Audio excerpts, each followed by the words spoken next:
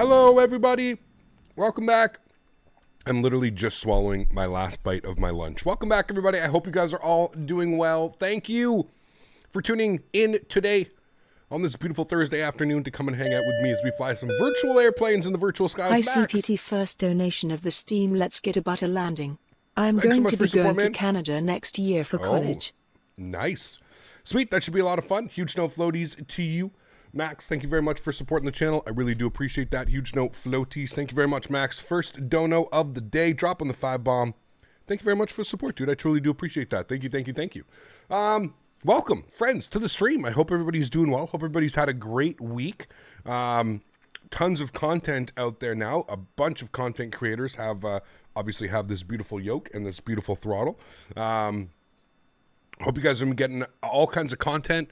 It's been a great week. I've been doing a little bit of practicing. Did a practice flight last night. Still just completely amazed by this yoke, and I'm truly excited for everybody in chat that's pre-ordered one or plans on pre-ordering one as soon as the availability for just the yoke comes out. I'm super excited for you guys to get your hands on this and just to be able to feel exactly what I've been feeling. It's absolutely awesome. Pardon me. So welcome, everybody. It is Veterans Day as well. Just like take a quick shout out. It is Remembrance Day. I don't know. Is it like, I don't think you say like Happy Remembrance Day. I don't really think Remembrance Day is really a happy thing. But yes, it is Remembrance Day, November 11th. So shout out to all of their military and, you know, all of our grandfathers, great-grandfathers, parents, dads, mothers, aunts, uncles, whoever, you know, keeping us safe around the world. Shout out to all of them, and thank you for everything that you guys do. To everybody in chat as well that, you know, is in some type of military position, Navy position, whatever it may be. So thank you guys very much for tuning in today. I really, really do appreciate it. We're back on the Pilot Edge Network. We're back on the ground in Los Angeles. We're going from Los Angeles into Phoenix. Then from Phoenix, we're going to take a look at some brand new scenery. It's not even released yet. One lucky person in chat is going to be winning that scenery. We're going to take a look at Eagle County Regional Airport. If you're not familiar with Eagle County Regional, my goodness me, what an amazing approach. I did it last night, and I was literally blown away. Blown away. So I hope you guys are ready for this one. This one is, my goodness, dare I say, I'm going to say this, I love landing at Glacier Park. Dare I say that I actually enjoy this approach more than I enjoy the one into Glacier Park. Very similar, except the one into Eagle County is, I would say, even more challenging, just because the elevation around is just, it's crazy. Anyways, you'll see it once we come in. It's absolutely awesome. You can put !Scenery 2 in chat if you'd like to take a look at it. It is, we've got the website up there from a newer company. I believe this is their third scenery. They sell all of their products on I&I, so I&I reached out to me and asked if I would like to do a showcase of the scenery before release, and obviously give a copy away to you guys. So, welcome. Friends, I hope you guys are all doing well. We should see this yoke in action beautifully today, pending that the weather is nice and we can actually just plan for a nice visual approach into Eagle County.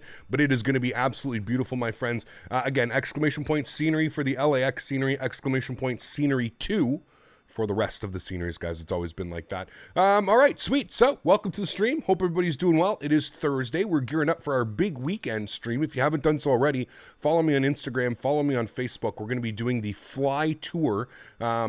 Thrustmaster has put together this really cool kind of way to showcase the yoke as we await for pre-orders to be fulfilled and everybody starts getting their actual physical yokes in their house.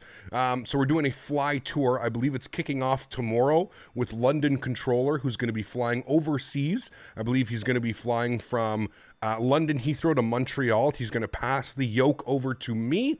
We're going to be flying from Montreal to Miami to go and pass the yoke down to Blue Games. So that is the plan for Saturday. We're going to do Montreal to Miami. I believe we're going to be doing it on the VATSIM network just so that everybody would, if you would like to join, everybody's going to be able to join. So Saturday we'll do on the VATSIM network. I know yesterday and, Tuesday and today we've been on the Pilot Edge network. I love the Pilot Edge network, but I also know that not a lot of people can join the Pilot Edge network because it's a paid network and stuff like that. But Leon, thanks so much, dude, for the $1.44. Appreciate you, my friend. Huge no floaties to you, Leon.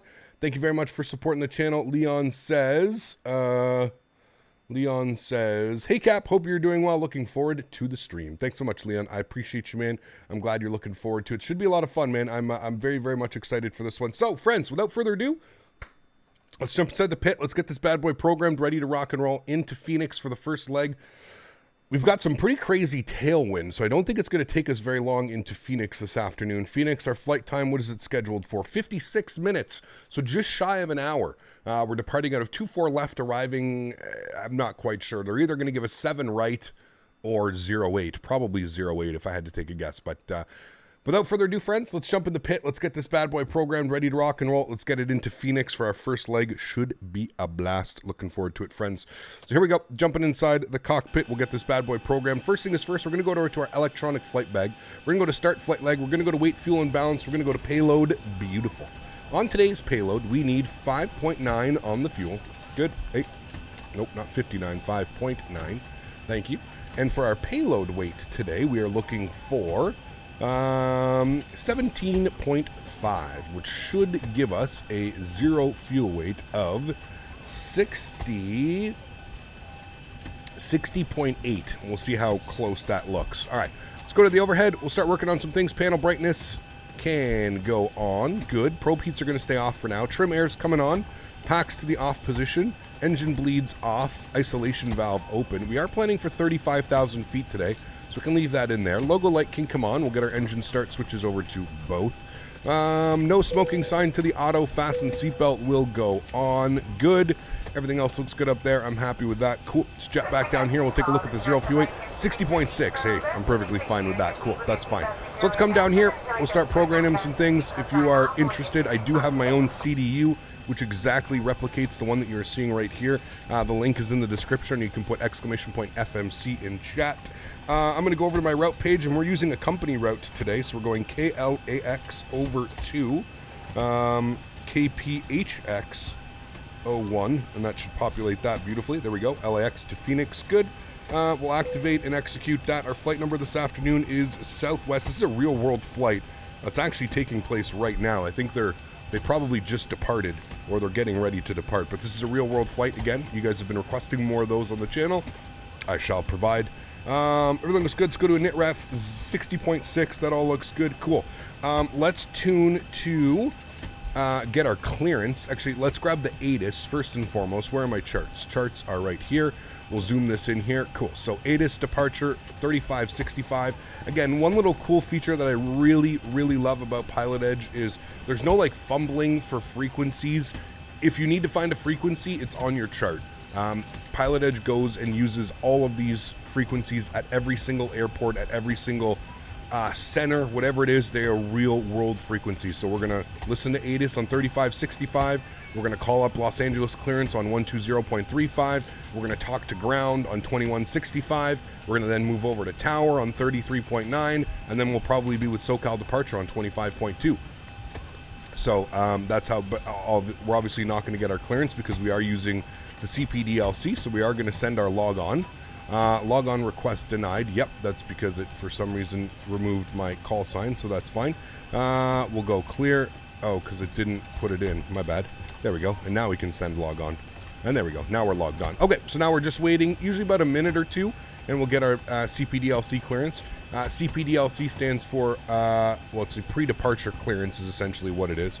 So yeah, cool. So let's grab the ATIS 3565. We'll tune to that frequency now. We'll give that a listen. 3011. There you go, 3011. Runways 24 right, 25 left. Need that information. Departing runways 24 left, 25 right. There we go. ILS runway 24 right and 25 left approach in use or vector for visual approach will be provided. Perfect. Simultaneous visual approaches to all runways are in progress. Simultaneous instrument departures in progress. Why am I not cold and dark? Samuelo, I have done cold and dark in this airplane probably 300 or 400 times now. Read back all runway if we're pretending that we are the captain of this aircraft, it's very, very rare that the captain of the aircraft will actually come on to an entire cold and dark situation. So we like to play it as the channel here as First Officer Daisy gets the aircraft kind of set up for us in a turnaround state. So we're walking on and we're basically... Essentially what I'm doing is I'm kind of saving 15 minutes of every stream at the beginning of watching me do a cold and dark. Again, I've done cold and dark in this aircraft probably 300, 400, 500 times. So there's tons of videos up there of me doing the cold and dark. I just do this to save the extra 10-15 minutes at the beginning of the stream. That's pretty much it, man. Erin, dropping $1.79. Thanks so much for support, man. I do appreciate you, dude. This is what's up, Cap. It's been a while. How you been? Doing well, Erin. Thanks so much for your support, man. I appreciate you. Thank you, thank you. That being said, I do cold and dark on almost all the airplanes when I first get them, as I kind of start to learn them. Yeah, if you're looking for cold and dark videos, I got tons of videos up, man. The Fly JSim, the Q400, we've been doing cold and dark the entire time since we got it. Yeah, there's a bunch that we do cold and dark, man. Any of the 7.5, 7.6 videos, anything like that. Okay, cool. That all looks good. I'm gonna start spooling up that EPU. Good. We do have our CPDLC clearance. I heard it go beep boop. Let's go ATC message. Cleared to Phoenix Airport. Dots 2 scenery then is filed. Climb to the city, except maintain 5,000. We'll expect a flight level 350, 10 minutes after departure. Departure frequency is on 125.2 squawk 20. Oh shit. I timed that out. That was my bad. So we need to go to return, and I think I need to log off and then log on again and hope that we get that sent to us again. That was my bad. We just took too long on that one. All right, so hopefully we'll get that message again. If not, we'll have to call for the clearance. Yeah, that was my bad. I took too long on that. But we can put in 5,000. We'll grab the information that we did get out of that. 5,000. I do hope we get another message. We'll see about that. Dankus Osprey coming in with $1. Thanks so much, Osprey. Appreciate you, my friend. Huge no floaties to you, sir. Thank you, thank you. And we have Aviation 67 with $1 as well. So, hey, Cap, love the streams. Hoping for a 08 landing over the city. Yeah, hopefully we'll get the 08, man. Thanks for your support, dude. I appreciate you. Thank you, thank you, thank you, man. So yeah, I'm not quite sure what happens after the, I'm not quite sure if we get another message, to be honest with you. Because we missed this one, and we timed it out, error timeout. So that may be our fault, but we can kind of program it. We can kind of just go with it, I guess, is what we'll do. We will go ahead and go to our departure page. We are planning the Dots 2 departure with the scenery transition out of 24 left. We'll go route, activate, and execute. Good route page. We'll scroll it over. From Blythe, we're jumping on the arrival, so we'll plan Phoenix. We're going to go to the, what are we taking? The Bresser 1? Is that what we're on? The Hyder 1. The Hyder 1, there it is, with the Blythe transition. And we're going to expect ILS 8. We'll take that, and we'll execute that. We'll scroll through here. We'll make sure we don't have any discontinuities, which we don't. It's beautiful. All looks good. I'm happy with that. Go back to our NITREF page. All right. Planned fuel burn is 3.9, which is going to give us a reserve of 2. Cost index is 35. Cruise level 350. Winds up at 350 will be 303 at 47. 303 at 47. Good. ISA deviation today out of Los Angeles will be +8. There we go. And we'll execute that. Clear that out. Good. All right, let's go to our transition altitudes, 18,000 feet. We'll go to our N1 limits today. We can do a D-rated takeoff, 96.2 with a D-rated climb as well. That looks good. Go to takeoff page. Flaps are going to be set 5 degrees. CG weight 19.7, which is going to give me a trim value of 5.75. V-speeds 36, 37, 46. And with all of that, friends, our pre-flight's complete. Let's go to the overhead. APU generators coming on. APU bleed is on. You'll see the duct pressure start to rise. That is good. We'll come back down here. We're going to go ahead and remove the GPU. We're going to go to plugins. We're going to go to better pushback. We're going to start pushback. Hey, Captain, let me know where you want this thing. We're going to have to push onto an active taxiway, so we're going to call for a push. I'm going to put him right about there. Great news, Captain. Your tow's coming. Okay, so if we look at our charts, we can see that we're going to be requesting a pushback onto Delta. Now, what I'm going to do is I'm going to tune to clearance very quickly, 12035, and I'm just going to grab that. I'm just going to let them know we missed our CPDLC. So 2035, because we're not getting another one, it doesn't seem. So, yeah, we'll just go ahead and log off from the network. Log on, log off. All right, and we'll just tune to them, and we'll just give them a shout real quick and let them know. I think I have to change my button here to contact ATC. Contact ATC, apply, done. All right, cool. Let me just grab all the information that I have. Los Angeles clearance, Southwest 2275. We just missed our all right, CPDLC. looks like the doors and hatches are closed and we're ready to connect. To accept it in time. We got all the information, just wondering if we had to call you up. It's got to be accepted. Let me resend it for you. Perfect, thanks. All right, so we'll send a log on.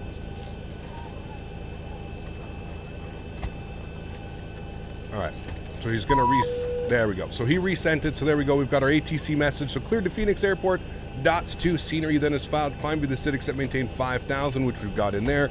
Expect flight level 350, 10 minutes after departure. Departure frequency on 1252, squawk 2023. And what we're going to do is we're going to accept that, and then that's going to close. So 2023, we'll make sure that we're on and reporting. So that is good. We've got 5,000 feet in there. Aboard, beautiful. Captain. So we're good Toes to go with connected, that. So we can go to return. We can go to return. When you're ready to go. Go to log off. Cool. So we've got all that. We've got all our information that we need to there. V speed, we're going to put in 146. Good. We've got all that in there. Beautiful. Cool. So if we go to the overhead, everything is good there. Everything is set there. I'm happy with that. Cool. Now we are pushing onto an active taxiway. Remember, we said that we were going to be pushing onto Delta. So that means that we need to call up ground. So we're on the north complex. So if you look at the airport, it'll always say which is the north. North will point this way. So we're sitting on the north complex. So 2165 is going to be the ground. If you're ever confused, just remember that if you put the airport chart, you're always going to have this. The airport chart will always show you which way is pointing north. So, yeah. All right, so we're north complex, so we'll let them know, and we're going to request a push and start onto Delta. Los Angeles ground, very good morning, Southwest 2275. With the weather, request a push and start onto Delta, please. Southwest 2275, LA ground, good morning. Push Delta is approved. Push Delta is approved. Thanks, Southwest 2275. Okay, cool, sweet. So what we can do now is while we're pushing back, I am going to grab, I forgot to write it down, 3565. I forgot to write what the actual lettering is. Runway 24 right So that is good. We'll go ahead and release our park brake. We'll go ahead and get the anti-collision light on. Pushback. Light them up. And that should seat everybody down in the back. Simultaneous instrument departures in progress. And the jetway is being disconnected. And there we go, friends. Advise on course Good. heading, altitude, and if flight following is requested, read back all runway assignments and hold short instructions. Is that Fan Gooey? It is, yes. Hello, Cap. How are you? I'm doing well, man. I'm sure you will fly the CRJ soon. Just be patient and enjoy the stream. Yes, I saw that the CRJ 900 and 1000 is out. 165 info Papa. Windcom. I do have it. I contacted 134.2 for Cessna. I contacted Aerosoft about getting my Romeo Santa Maria ground. What was your copy, direction? and they have sent it over this morning. So I do have the CRJ 900 and 1000. We will get to flying it, guys, just in due time, all right? Just in due time, guys. Remember what we're doing right now. We're doing we're doing a special series here on a Boeing Yoke. So I don't think it's very fitting that I fly a CRJ when I'm doing a Boeing Yoke presentation. Alpha 4415 Romeo. You know. Captain S, thanks so much for your support, dude. Appreciate you with $1.69. Thanks so much, man. Do appreciate the support. Says, do you recommend the Thrustmaster yoke over the honeycomb? Depends on what you do for flying. If you are an aviation, if you are a general aviation pilot, I would say the honeycomb is probably fine. If you're somebody like myself that enjoys flying commercial, I would say probably go with the Thrustmaster yoke. It is very much designed around a commercial aircraft. If you look at any commercial aircraft, they have the center pivot point exactly like this. So, yeah. All right. So it's got our park brake on. Just about done here. Go ahead and set your parking brake. Thank you. And we're disconnecting the tow. Give me just a moment. Engine number 1 to ground. Justin, 13 months. My man. Huge no floaties to you, dude. I hope you're doing well. Thanks for the continued support, my man. Appreciate you. Huge no floaties, 13 months. Oh, baby. Expect runway 15, maintain VFR above 3,500 till Back runway 15. All right, 25%. We'll introduce fuel to engine number 1, and we will disconnect. For whatever reason, better pushback is not saving my preferences. Like, auto disconnect when done, and I can't save the preference. I don't know why. Can't save preference. I don't know why. And we're disconnected. Signal and pin on the right. Take it easy and have a safe flight. Thank you. All right, let's set flaps 5 degrees. Ryan, what's up, man? Good to see you, dude. Big J, how are you, man? Good to see you. You love the split skimmies? They're so beautiful, man. You're either got your DA40 with your antenna cruise on. 6,500. UAP SoCal departure frequency 134.2 and squawk 0360. Hey, Cap, how's the yoke? Absolutely love it. Absolutely love it, man. Magician, what's up, dude? Am I using any type of reshade or something? Nope, I'm using enhanced skyscapes. Bandary. Tower frequency is going to be on 33.9. So we get that pre-programmed in, and we know that departure frequency is on 125.2. Good. All right, let's go to the overhead. Engine generator left side, right side. Engine bleeds are on. APU bleed is off. Packs to the auto position. Isolation valve is to auto. Probe heat's on. Yaw dampers on. APU is coming off. Engine start selectors over to continuous. Taxi light is on. Our trim value. What was our trim value? Trim value was supposed to be 5. There's 6.0. There's 6.0. Good. All right, cool. We'll let ground know we're ready to taxi.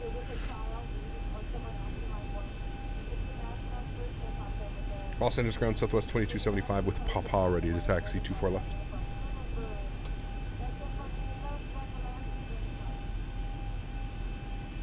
Southwest 2275, LA ground runway 24 left, taxi via Delta, Delta 7 and Echo. 24 left, Delta 7 and Echo for Southwest 2275. All right, cool. Park brake is off.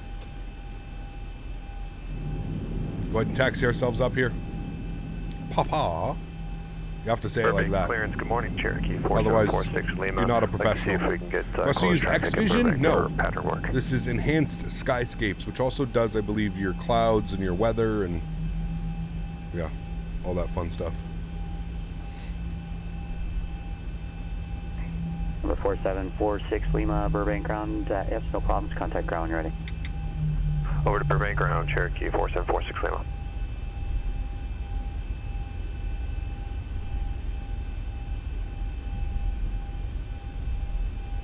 Los Angeles Tower, very good morning. Southwest 2275, 24 left, ready to go. Southwest 2275, Los Angeles Tower, wind calm, runway 24 left, cleared for takeoff. 24 left, cleared for takeoff, Southwest 2275. All right, cool. And then we've got 125.2 for our departure frequency. Hey, look at that short taxi. We love it. Landing lights, strobe lights, wing lights. Jack 4415 Romeo. Let's go, friends. Santa Maria Tower, make left downwind departure, runway 30, cleared for takeoff. Wind 330 at 7. Okay, the cabin is secured. Have a good flight. Thank you. Not using auto throttle today, but we are going to go LNAV, VNAV, get all that fun stuff on. What happened to the FPS? Jesus, something over there is not nice on the FPS. All right, we'll throw the joystick cam on. Enjoy the departure, friends.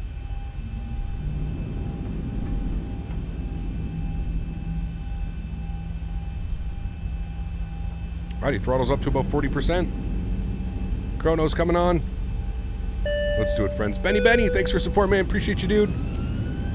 Takeoff power is set. Nose down pressure.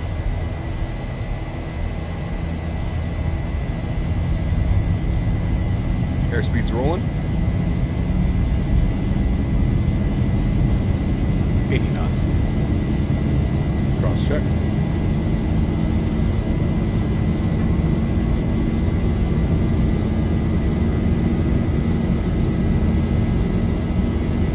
E1, rotate. Rotate. Positive rate. You're up.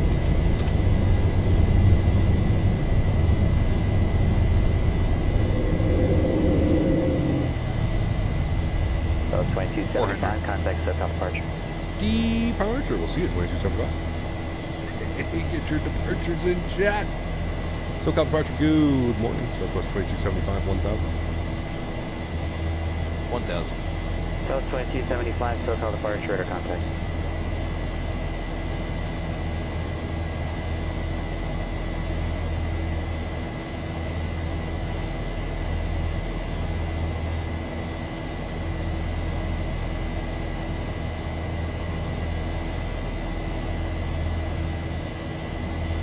Let's lock our gear. Auto brake off. South 2275, on the left turn direct PV, join dock to departure, climb via SID. Left turn direct PV will join the dots to climb by SID, Southwest 2275. All right, come down here, we'll go to legs, we're gonna go direct PV, execute, Santa River ground, left turn. Burbank ground, good morning, Cherokee 4746 Lima, holding short of Bravo by Bravo. Let's go 2. flaps See up if we 1 can degree. taxi to the active for closed traffic. 4746 Lima, Burbank ground. And if we quickly check our charts, oh, you guys can't see that, hold on, so that's fine. And we have Bravo for weather, Cherokee 4746 Lima. Cherokee 46 Lima. Easy there, Cap, let's not die. Flaps clean. 15 Romeo, got a mode C transponder, turn it on, please.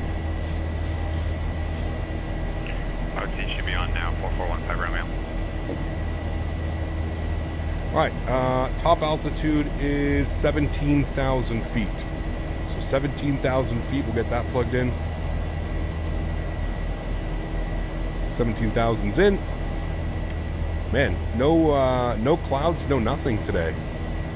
Quite the contrast from our arrival on Tuesday. Morning ground, Diamond Star 888 Yankee Whiskey, in the run-up for 19er, I'd like to taxi to SoCal Flying Club and cancel that flight point.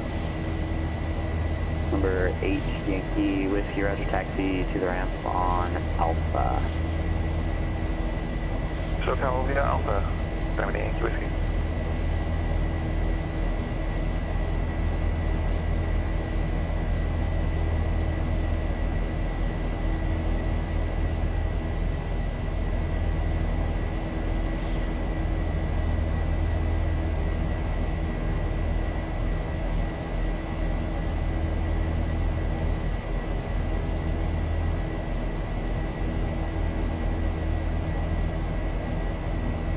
You're stuck on the price? What do you mean?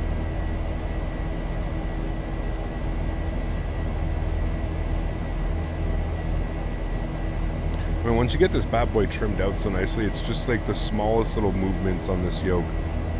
It's beautiful.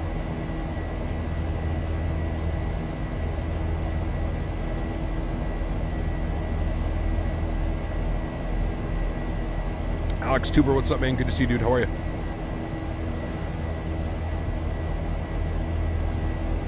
Flaps are clean, everything's looking good, so we're all set there. Speed looks good. We're coming up on 9,000 feet. Hopefully going to make this left turn as we continue to climb. Still hand flying it. Obviously, probably in a real commercial, we would not be still hand flying it, but just trying to show you just how smooth the yoke is with a couple, couple pitch movements and pitch trim, and once you get this bad boy trimmed out, it's quite nice to fly. Right, there's 10,000 feet. We'll begin making our left turn, and we'll bring our nose down here a little bit. There we go. Landing lights, runway turnoffs, logo lights, wing lights, engine start selectors over to the off position. There we go. We're gaining some speed.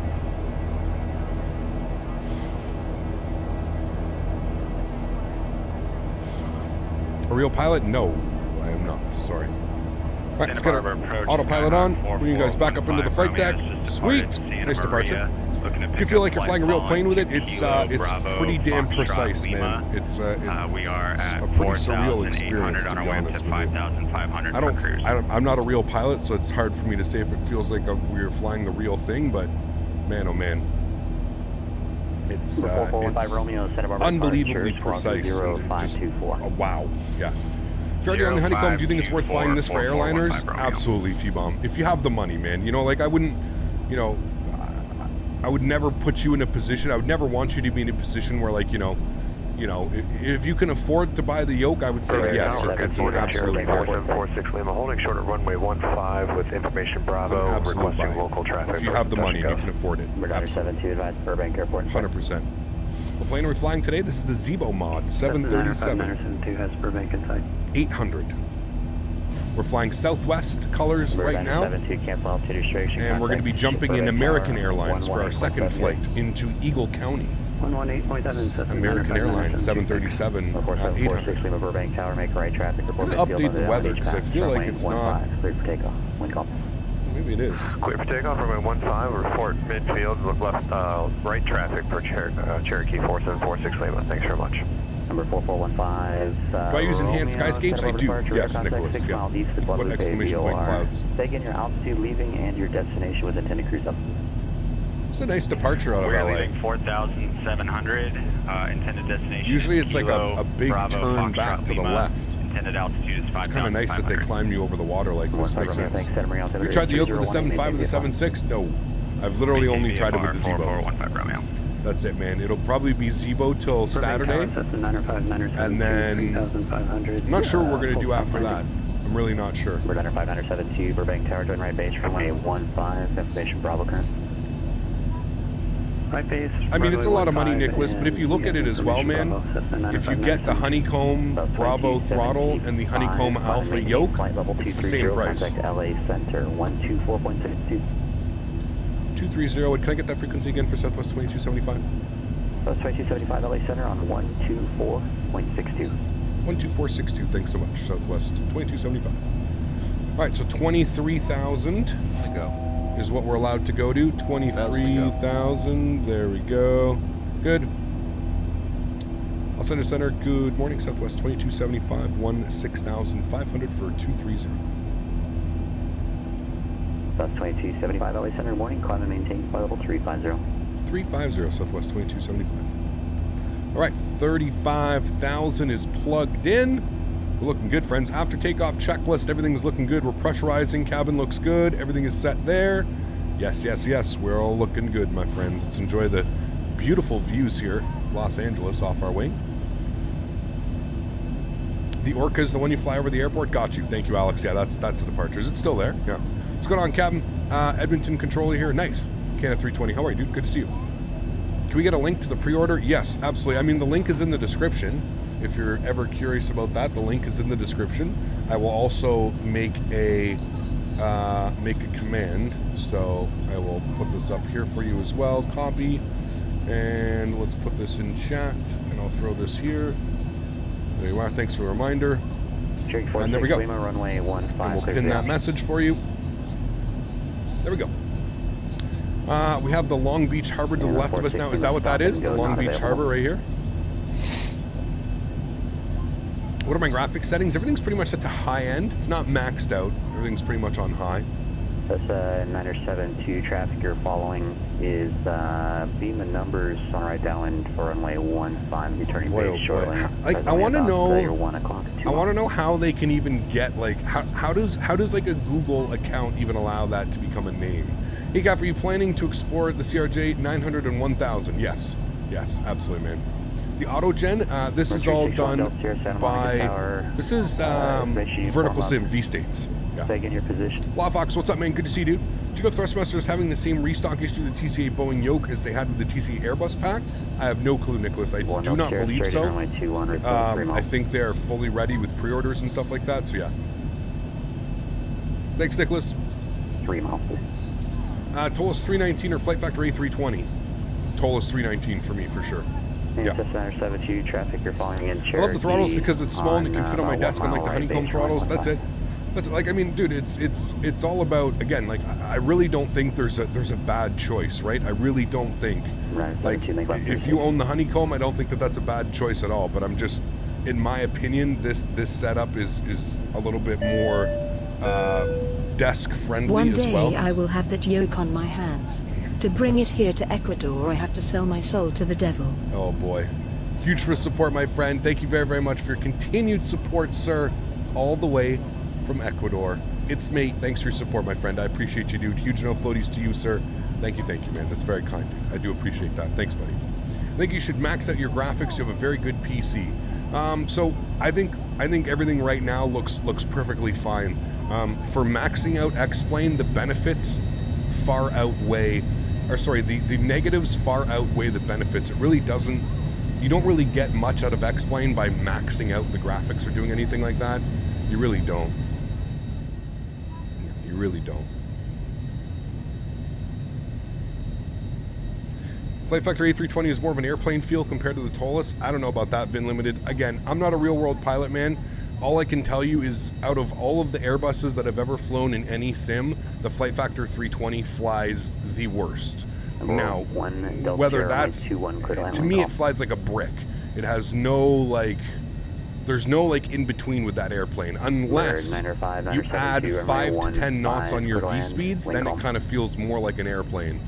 In my personal opinion, the Flight Factor 320 is a literal brick flying through the sky. I don't know what it is about it. It's I don't know. I really don't know. But yeah, not a fan of the 320 flight model, that's for sure. In my opinion, the 319, the 321, the 340, hell, even the A321X mod in Microsoft Flight Simulator, they all feel tremendously better. They all feel as if that's what an actual fly-by-wire system would feel like. Again, I'm not a real pilot. I can't attest to those things, but I'm just going off of what you know, there's got to be a reason that 8 out of 9 airplanes all kind of feel the same. They have that Airbus feeling, and then you've got the Flight Factor A320, which to me is just completely out to lunch. It feels like a brick on wheels. So I don't know. Call me crazy, but the CRJ 200 is my go-to lately. I mean, it's a great plane. It's just old. Yeah. What is my X-Vision preset? There's no X-Vision playing right now. This is Enhanced Skyscapes. Hey, Capinal, bought the Toliss 340 yesterday. Oh, baby. Dazza, good to see you, man. That's the Q4 and the 340. Ooh. This is Dazza's not going to be happy with you. Standard barometric pressure. We're a little late on that. We're enjoying our wing views right now. The Flight Factor A320 is a flying brick. I mean, again, that's just a personal opinion. I could be completely wrong, but that's just how I feel. I just feel like it does not fly the way that a fly-by-wire aircraft should. Yeah. Have you ever been recognized on the streets of Ottawa or somewhere else that you've been? No. Thankfully not. The vanilla Microsoft Flight Simulator feels honestly more like a game than a sim. With the right mods and X-Plane, I think X-Plane takes the win and feels much more realistic. Well, I mean, that's because there's no third-party add-on planes, right? Checkers. If you actually go and you fly the default Microsoft Flight Simulator GA stuff, some of, like, you know, the 172, the 152, stuff like that, they're actually beautifully done airplanes. I can agree with you that the airliners in Microsoft Flight Simulator are a complete joke, and I feel like they're more there as a gimmick. Now, once we start getting some high fidelity add-ons for Microsoft Flight Simulator, that's where I think we can start adding and start making comparisons, right? Again, I can't stress this enough, and it's hopefully you understand when I say the payware airplanes that are going to be coming from Microsoft Flight Simulator are all going to have an external flight model. So they're not going to use the Microsoft Flight Simulator flight model. Everything right now that is within Microsoft Flight Simulator, including the Aerosoft CRJ 700 and the 900 and the 550, they all use the default Microsoft Flight Simulator flight model. And I will agree that the bigger the jets go and the bigger the aircrafts go in Microsoft Flight Simulator using the default flight model, the less they make sense. I will agree with you on that one. So what I'm excited for is I'm excited for all these third-party companies to come out and include their own flight model, and a flight model that doesn't necessarily rely on Microsoft Flight Simulator. It's a flight model on its own, and it's doing its own thing in the background. PMDG, who's the other one making the A3, Phoenix, whatever their name is, who's making the A320. You know, all of those guys, the flight model is going to be external to the simulator. So it's going to be a true feel, you know what I mean? A real experience. So take what I just said and then add the graphics and the stability and the beautifulness that is Microsoft Flight Simulator. I think it's going to be really hard to beat, man. Once you have a professional flight dynamic and professional flight model that is running externally from the simulator, and you're essentially just using Microsoft Flight Simulator for the best of its abilities, which is the graphics, the clouds, the weather, the atmosphere. 75190, I don't know, man. To me, that's going to be a winner, dude. That's going to be a winner, and that's going to be hard to beat. Now, keep in mind, I will still be using X-Plane. I still plan on using X-Plane 12. All of my X-Plane add-ons should be able to transfer over to X-Plane 12. So X-Plane's not going anywhere. I'm not trying to start a fight in a war. I'm just giving you my perspective of where I think the next couple years in flight sim are going to go. I think you're going to start to see Microsoft Flight Simulator become a lot more viable once you see these companies bring their own flight model to the party. You know what I mean? I hope that makes sense. I hope you understand what I'm trying to explain with that. But yeah. I feel like performance would suffer with external flight models. I mean, if the add-ons go, I mean, they've already proven it, Sonny. They've already, Fennec Sim and PMDG have already shown screenshots of default planes running. The Phoenix Sim gets on average 5 to 10% better performance than the A32NX mod in the default A320. So they actually have better performance because if you think about it, Sonny, realistically, instead of the simulator doing all the calculations for the flight model and everything that's going on within the simulator, all of that is taken externally, and it's allowing the simulator to, again, do what the simulator does best: graphics, scenery, atmosphere, clouds, and not worry about all the computations and everything going on with a flight model.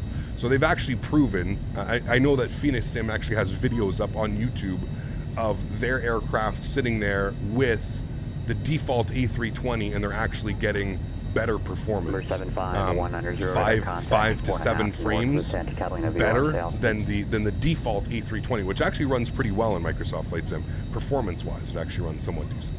Not to mention, Leonard MD80, amazing add-on. Microsoft previews videos look good. Yes, it does look really good. But Asobo has to collaborate because every time there's an update, it sets them back. Well, so Alex, another thing that while we're still on the subject, that's kind of exactly why these companies have built an external flight model. Now, it really doesn't matter. If Microsoft Flight Simulator wants to completely change the flight model, and there's not really much collaboration that needs to happen, because all of the external and everything that gets done majorly for the aircraft is all going to be externally done. So if Asobo decides one day that they want to change the flight model or they want to change this, we're not going to be affected. Somebody that owns an aircraft that has an external flight model, you're not going to be affected by it. It's just going to be a regular, oh, okay, you know, maybe I can't fly the default this for a little bit, or I can't fly this for a bit. So I think it's a good thing. In Microsoft Simulator, do you use Rex Skyforce? I don't. No, I'm not a fan of the weather does like little popping in and out. Not a fan of how it acts. I just use default weather for Microsoft Flight Simulator. I haven't had a problem yet. So I already have Microsoft Flight Simulator. I was thinking of getting X-Plane 11. Do you think I should, or should I wait for X-Plane 12? I would wait for X-Plane 12 at this point, but yeah. What was your request? What do you think is the best sim right now? They're both great, man. They're both great. Let's be honest, P3D doesn't communicate with the devs, and I don't think X-Plane communicates with the devs that much either. Well, I mean, every time a P3D update comes out, doesn't it break like every single add-on? Isn't that like the big thing with P3D? Every time a new version comes out, you can't use the scenery, you can't use this airplane until a patch, and this and that. That's literally all I see. Every time I'm hanging out in Chewy Stream or London Controller or any one of them, right after a P3D update or something like that, the sceneries go bonkers and add-ons go crazy. And so, yeah. What's going on, Cap? Love the Yoke, man. Love you looking like a professional. Get that butter, brother. Thanks, Cap Diaz. Appreciate you, my man. Thank you, dude. With the scenery that Microsoft Flight Simulator offers in the clouds, water, atmosphere, plus the upcoming PMDG 7.3 for an example, it's going to be pretty hard to beat. Now, absolutely, Alice. Yes, absolutely. That's what I'm saying. Once we start getting aircraft that aren't stuck using the Microsoft Flight Simulator flight model, that's where I truly think that this whole thing becomes a different game changer, right? So imagine flying the PMDG, and you would probably think that the PMDG and the Zebo feel somewhat similar. Imagine getting like a Zebo feeling flying aircraft within Microsoft Flight Simulator. Again, because it has its own external flight model. LA Center 134.65. What version of Enhanced Skyscapes do I use? I'm using the most current version. I honestly am not quite sure what version it is, but the most current version. I was hearing rumors of an ATR 600. I flew in it summer. Yeah, I believe Asobo's making an ATR. So again, don't hold your breath. The stuff that I'm really excited about is the stuff that has the external flight models and stuff, man. Bandit, 20 months. Thanks for support, my friends. This evening, boys. Have a great stream, Kyle. Thanks so much, Bandit. I appreciate you, man. Huge no floaties, dude. Thank you for the support, dude. I appreciate that. Thanks, man. Have you been able to fly this yoke with the Q400 yet? I have not, Brian. I don't want to kind of... I've kind of figured out exactly how this yoke feels on the 7.3. I think maybe next week we'll jump back in the Q400. We'll give it a good go. We'll see, man. We'll see. I also kind of want to jump back into Microsoft Flight Sim in the near future and start flying some Airbus around again. So we'll see, man. We'll see what happens. Don't like the fact that Asobo is dedicating resources to making add-on planes. Apparently it's their own, it's like their own little section of Asobo doing it, but I would agree with you. I think it's a little bit of a waste of money. As a consumer, like, I wouldn't be buying it. Apparently it's being sold. So I don't know. So at least in the UK, the TCA Boeing yoke is quite expensive. Do you think it's worth it? Absolutely, James. Yeah, I do think it's worth it. And again, James, if you kind of compare the prices, again, we don't really have a lot in the market as far as yokes, so we're going to be comparing it to the honeycomb and stuff like that. So if you compare it to the honeycomb, you've got, you know, if you buy the honeycomb alpha with the honeycomb bravo throttles and you put those together, it's the exact same price as the TCA yoke and throttle. It's pretty much the same price. So yeah, I'm actually excited for the freeware planes the community is creating, especially the Qubit 7.3 and the Digital Flight Dynamics 350. Hey man, absolutely, dude. Yeah, I don't really get excited for freeware projects, and again, I don't want to take anything away from anybody that's creating a freeware project. I just know how much hard work and dedication goes into it, and at the end of the day, it's not that I'm against freeware projects, but I think for something that takes hundreds of hours and you developing, I feel like you should be paid for your time. I know there's some companies and some people that just do it out of love, and they do it for, you know, because it's something that they really truly, just like how we enjoy flying in the sim, there's some people that just enjoy developing for the sim, right? But I feel like if you're going to put that much time and effort, I think adding some money and some type of incentive can get things done a lot quicker and can get things done maybe a little bit better, if you will, if that makes sense. I don't know. Do I use reshade? I don't. No. Cap, do you think you will get the Flight Factor 787? Yes, I do. I don't know if it's going to be good. The optics don't look good, but obviously they're still a bit ignorant when it comes to the community aspects. Not saying they're bad, but like, it doesn't look good. Who, Asobo? You think Asobo doesn't give a shit, dude?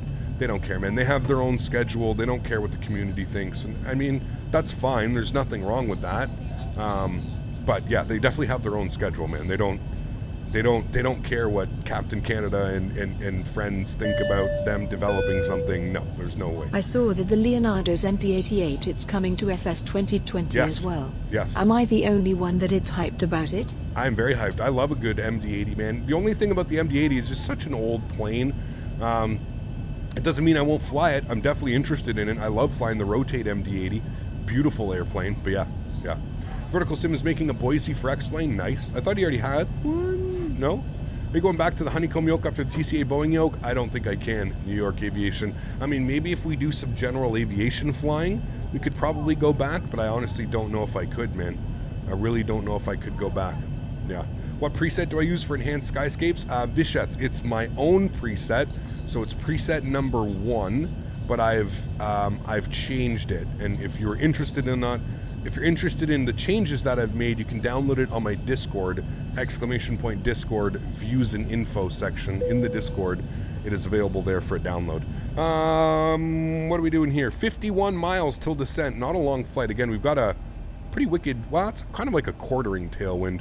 We're about to make the turn here, and it's going to turn into a real tailwind here in a sec. How's your day actually been going so far, Cap? Can't complain, Nicholas. Can't complain, man. Standby compass is accessible in the MD-80 by looking through the mirror in the cockpit. There you go. Pretty cool. What's up, Cap? Love the wing view. Never disappoints. Atto! How are you, my friend?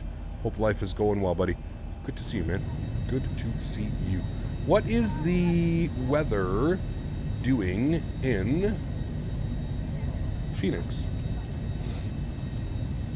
Partly cloudy. Winds are 300 at 3 knots.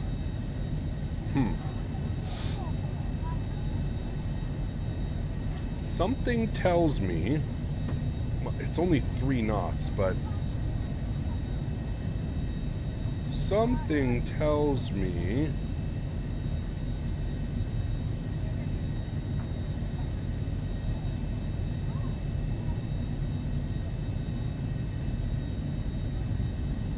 may want us on the 2.8 or the 2.7s. I don't know.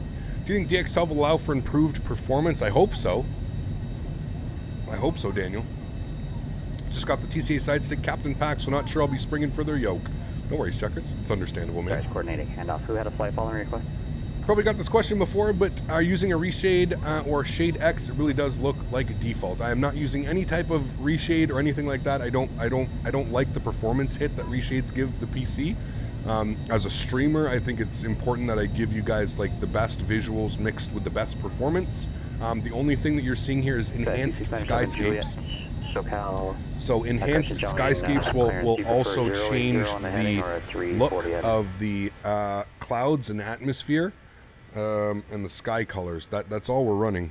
Back 97, Juliet departure, turn right heading 340, maintain VFR. That is it, and then we've got obviously Vertical Sim V-States California beneath us. That obviously looks absolutely gorgeous. Weather enhancement do I use? Enhanced skyscapes with Active Sky. Active Sky does all my real world weather injection. Yeah. Do you think the true future of Microsoft Flight Simulator will take over X-Plane? Tough call, man. I don't know. We have to wait and see what type of aircraft and how that goes. I don't know if it'll completely take over X-Plane. X-Plane is kind of a well-oiled machine at this point. So yeah. Captain Britannia, 7 months, and he's here with his 6-month badge. Huge no floaties to you, man. Thank you for the support, dude. I truly do appreciate that. What is the price tag on enhanced skyscape? $15. My V-States look terrible at 5,000 feet. It's zoom level 12. Nope, V-States is zoom level 16, I believe. Cross Skoll at flight level 250. Skoll for 250, Southwest 2275. All right, so he wants us at Skoll for 250. So let's take a look at that here. We've got Skoll at 250, so we've already got that in here, so that's perfect. So Skoll at 250, which means that we're going to descend in 25 miles. So let's put 25,000 feet in here, so the aircraft will go ahead and descend when ready, and we can continue to have this beautiful outside view. I think I could descend down to... Did you hear about X-Plane 12? Yeah, yes, Abdul, I've heard about X-Plane 12.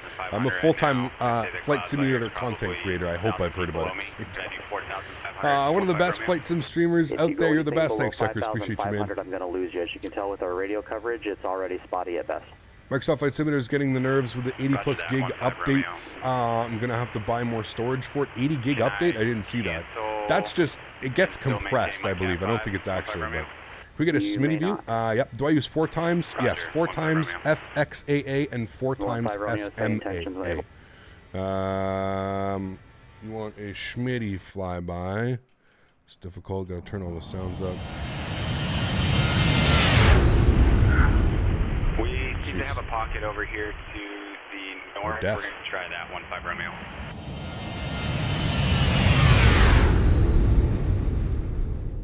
There we go. Smitty view.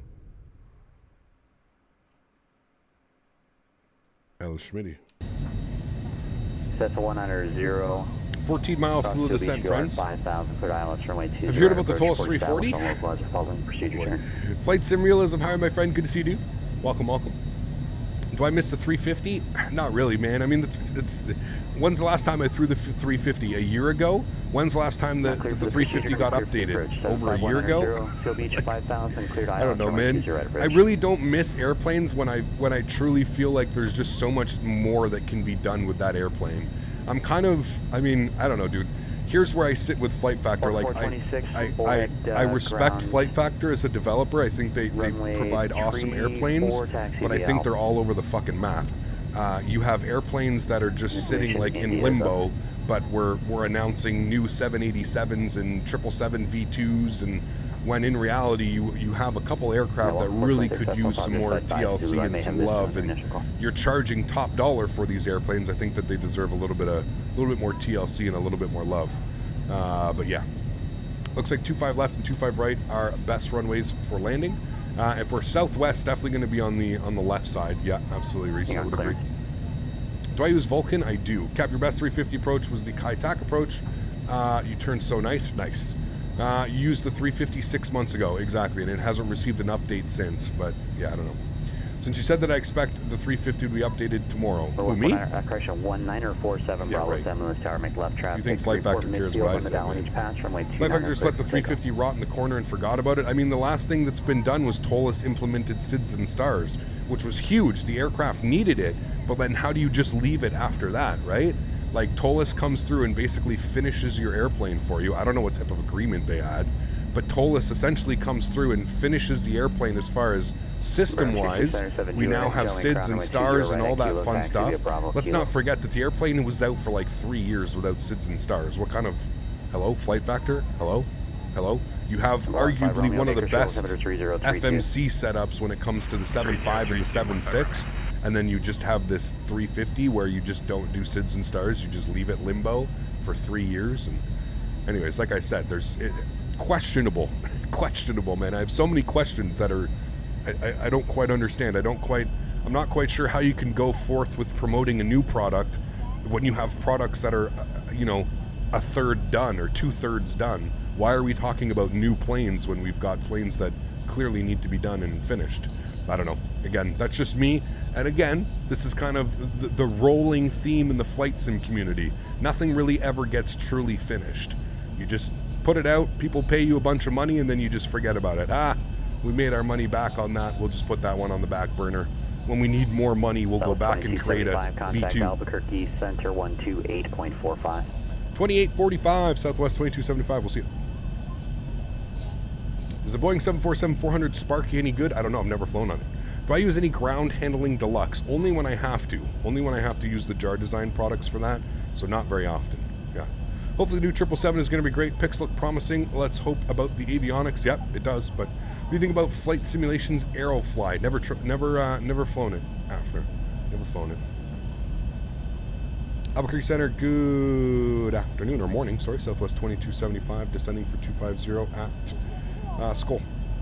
South 2275, Albuquerque Center, roger. Good evening, RNSX. How are you, my friend? Good to see you, dude. In my opinion, the Toliss is the best. Toliss are great airplanes, man. Yep, they are. Flying Logan Air routes around Scotland, the Saab 340B at the moment. Currently, it's Stornoway. Nice. That sounds fun, dude. Yeah. Please fly with the 747-400 Sparky.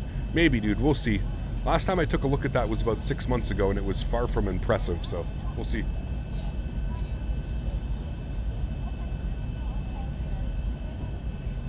Do I think any decent day planes will come to Xbox? I don't know. Probably. That's what I hate about flight sim. Some devs just do some questionably stupid shit, and they charge a whole bunch of money. How do you charge money for a plane that doesn't have SIDS and stars? Hey, man. What are you going to do? What are you going to do? Back 7 to Sierra Charlie Centennial Tower, right Part down of the community, man, that's 35 right, unfortunately, like, just like I said, a running theme. Flight sim is one of those real weird industries, man. Real weird industries where people have these grand ideas and then just fail to put them down. You know, I don't know, it's weird. It's a weird phenomenon. Chris, what's up, man? Good to see you, dude. Good to Southwest see you. 2275, descend to via the Hydro on arrival, runway 7 right transition, Phoenix altimeter 3010. Descend via the Hydro 1, runway 7 transition, Southwest 2275. Okay, That's so... runway 7 right transition. Sorry, 7 right transition, yes. Southwest 2275. Okay, so we're going to be descending on the Hyder 1 with the Blythe transition, and we're going to expect the ILS 7 right.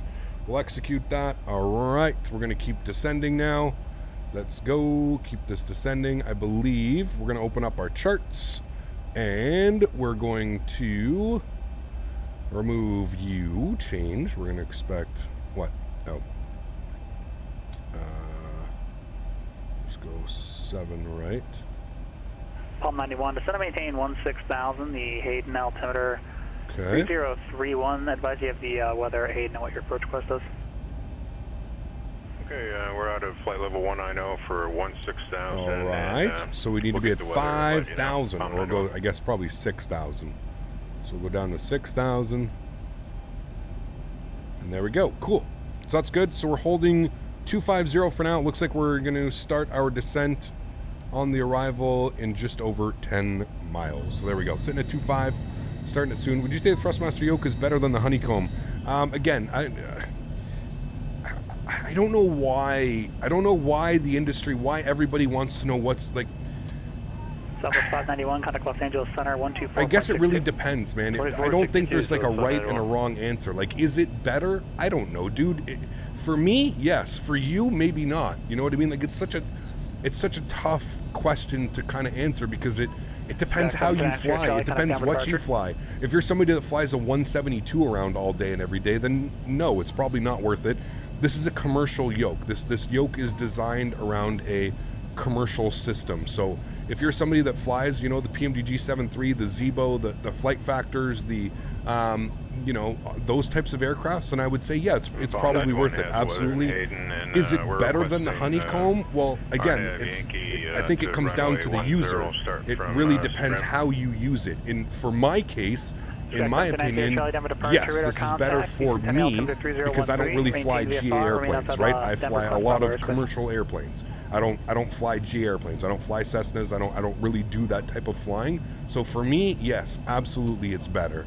But let's say again, you're somebody that is using, you know, X-Plane, P3D, FSX, Microsoft Flight Simulator as a training tool, and you fly a lot of GA airplanes, then buying a commercial designed yoke is probably not the best idea, right? Does that make sense? I'm just trying to explain it so that it makes sense as a bigger picture. So I think, is this yoke, both yokes are amazing. I think both yokes are top notch. I think they're both, I don't think you can go wrong, pretty much. If you buy either one, I don't think you can go wrong. Now, this yoke is definitely more suited for my style of flying. So again, if you're somebody that flies commercial airplanes and you enjoy flying commercial airplanes, that's what takes up a majority of your flight sim time, then I would say yes, this is the better option for you. I hope that makes sense.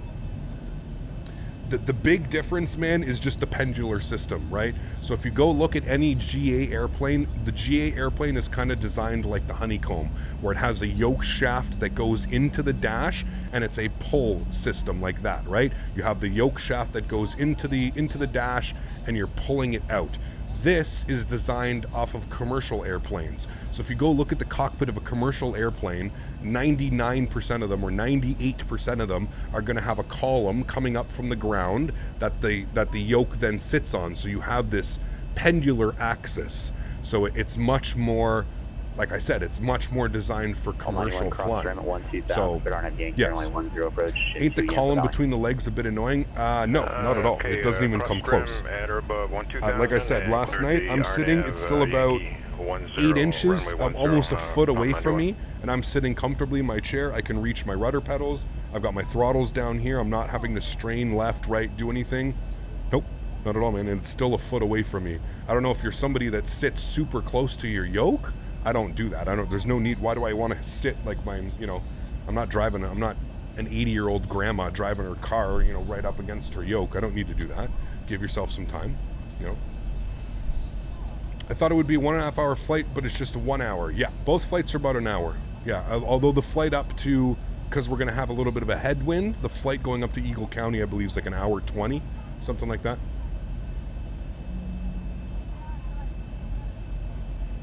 Do you have some time to offer a workout from all these sitting down? Do you have time? What? You can't just copy paste your message and repeat it over and over and think that I'm going to read it. I'm just going to skip that. Maybe you should try Garuda Indonesia livery.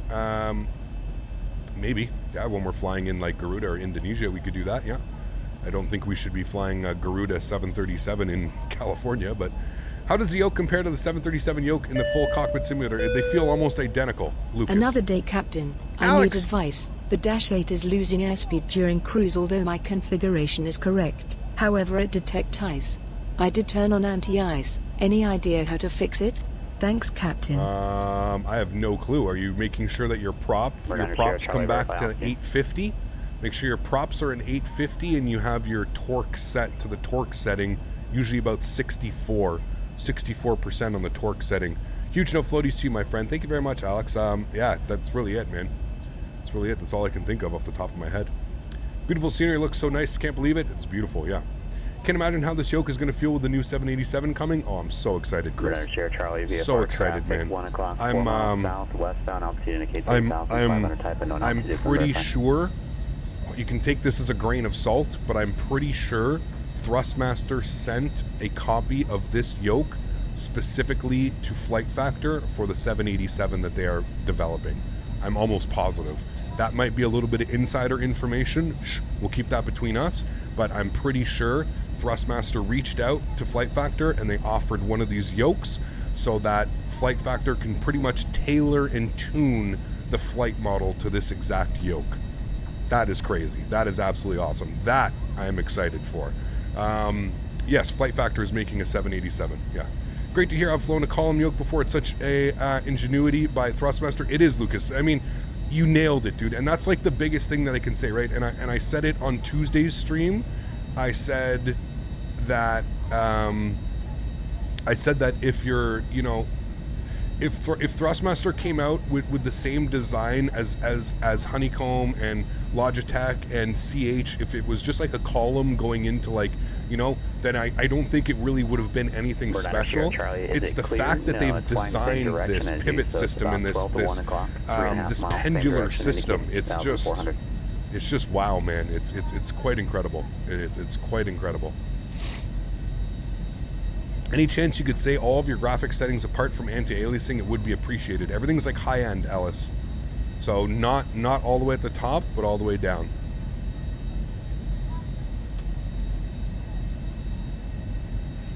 Makes sense. Do you think the technical side one is better, dead zone and smoothness wise? Yeah, absolutely. There's no dead zone in this. Not that I've been able to find. There's no dead zone. Yeah. Do you think PMDG 7.3 will be good as a Zebo when you still fly the Zebo? Yeah, I'll still fly the Zebo in X-Plane. Yeah, absolutely. Yeah, absolutely. And then reflections, Ellis, reflections on minimal. But everything else is like one notch from the top. Reflections minimal. Reflections absolutely kill the performance of your sim. Yeah, they look nice on the belly of the aircraft and stuff like that, but the performance is just absolutely out to lunch. Absolutely out to lunch. Altimeter 3010. We were talking and we missed it. That's fine. 3010 is plugged in. Let's get some frequencies put up here. So they've told us that we're going to expect 7 right for the arrival. So we can go to our approaches. Oh, we'll go to Phoenix and we'll open up those charts. We'll go to approaches and we're going to expect the ILS 7 right. So you can see here 110.75. So let's tune that. 110.75. There we go. We'll flip that over there, and we need a front course of 2275. 078. Approach 123.6. Pardon me, 128.65. 25. Let's try it again. Southwest 2275. I'm going to find a cup of coffee. While I'm doing that, you can contact Phoenix Approach 128.65. 2865. We finally got it. We're good. Thanks, Marcus. Appreciate you, man. 2865. All right, let's go ahead and grab to send you over, the certificate for some lost days. ATIS 2757. Let's go 2757. 2757. We'll grab the ATIS quickly. Was that not the ATIS? Sky Harbor International Airport. ATIS information uniform. 1751 Zulu. Wind variable at 5. Visibility 10. Few clouds at 25,000. Temperature 25. Dew point 0. Altimeter 3010. Arriving runway 7 right. 8. Departing runway 7 left. 8. Visual approaches in use. ILS runway 7 right and ILS runway 8 approach in use. Simultaneous approaches to parallel runways in use. VFR departures. Lucas, we're flying American Airlines. Delivery. Advise on course heading. Altitude. All right, we've got uniform. 9,500, that's okay. That's here, Charlie. Is the ATC speaking with you? He is, Tanush. Yes, this is Pilot Edge. You can put exclamation point PE and follow the link provided by Nightbot. Phoenix Approach, good morning. Southwest 2275 with uniform. 1500 descending on the height of 1.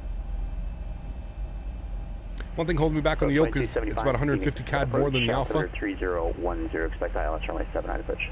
So with the ILS 7 right approach, Southwest 2275.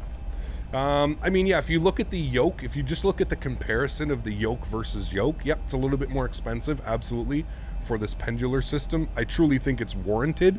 Again, we've never had a yoke like this before. This is engineering at its finest, if you ask me, my personal opinion. We've never had anything engineered like this for flight sim. We've never had anything remotely close to this. The big thing is when you start pairing them together, though, right? So when you want a I think everybody, if you're going to get a yoke, you want a throttle. So if you pair the yoke and the throttle together, it's pretty much the same price as the honeycomb if you were to get the honeycomb throttle and the honeycomb yoke versus the Thrustmaster throttle and the Thrustmaster yoke. No traffic observed between you and they're pretty much the same price combined. Now, obviously not the exact same price, but they're fairly close, you know, price-wise. Frequency change approved. So yeah. Are there any good 380s for X-Plane? No. Hey, Captain, the New York looks like a real winner, dude. Any good day from Australia? Again, mate. Paul, what's up, man? Good to see you, dude. How does the material of it feel? I assume it's plastic. So the outer, so, you know, all of your buttons and everything, I mean, just like the honeycomb. This is what I really don't understand. Like, what do people think the honeycomb is made out of? It's plastic, dude. All of our peripherals are plastic. Unless you spend the $600 on the Thrustmaster T-HOTIS, which, in my opinion, is complete overkill for flying an Airbus or flying within, you know, X-Plane. If you're buying a HOTAS, that you should be flying DCS or something like that. Yes, man, the external is plastic, just like any other yoke that's available on the market. I really don't understand the hate about people asking if it's plastic or, of course it's plastic. It's a yoke. It's not going in a 737 or a 787. Yes, the external is plastic. The buttons and the switches are all plastic. But the entire internals of this yoke are all metal, which actually makes it a little bit different because the internals of my honeycomb are all plastic. There's the only metal piece in the honeycomb is the actual rod itself and the pots that it sits in. But yes, of course it's plastic, and the plastic is covering metal.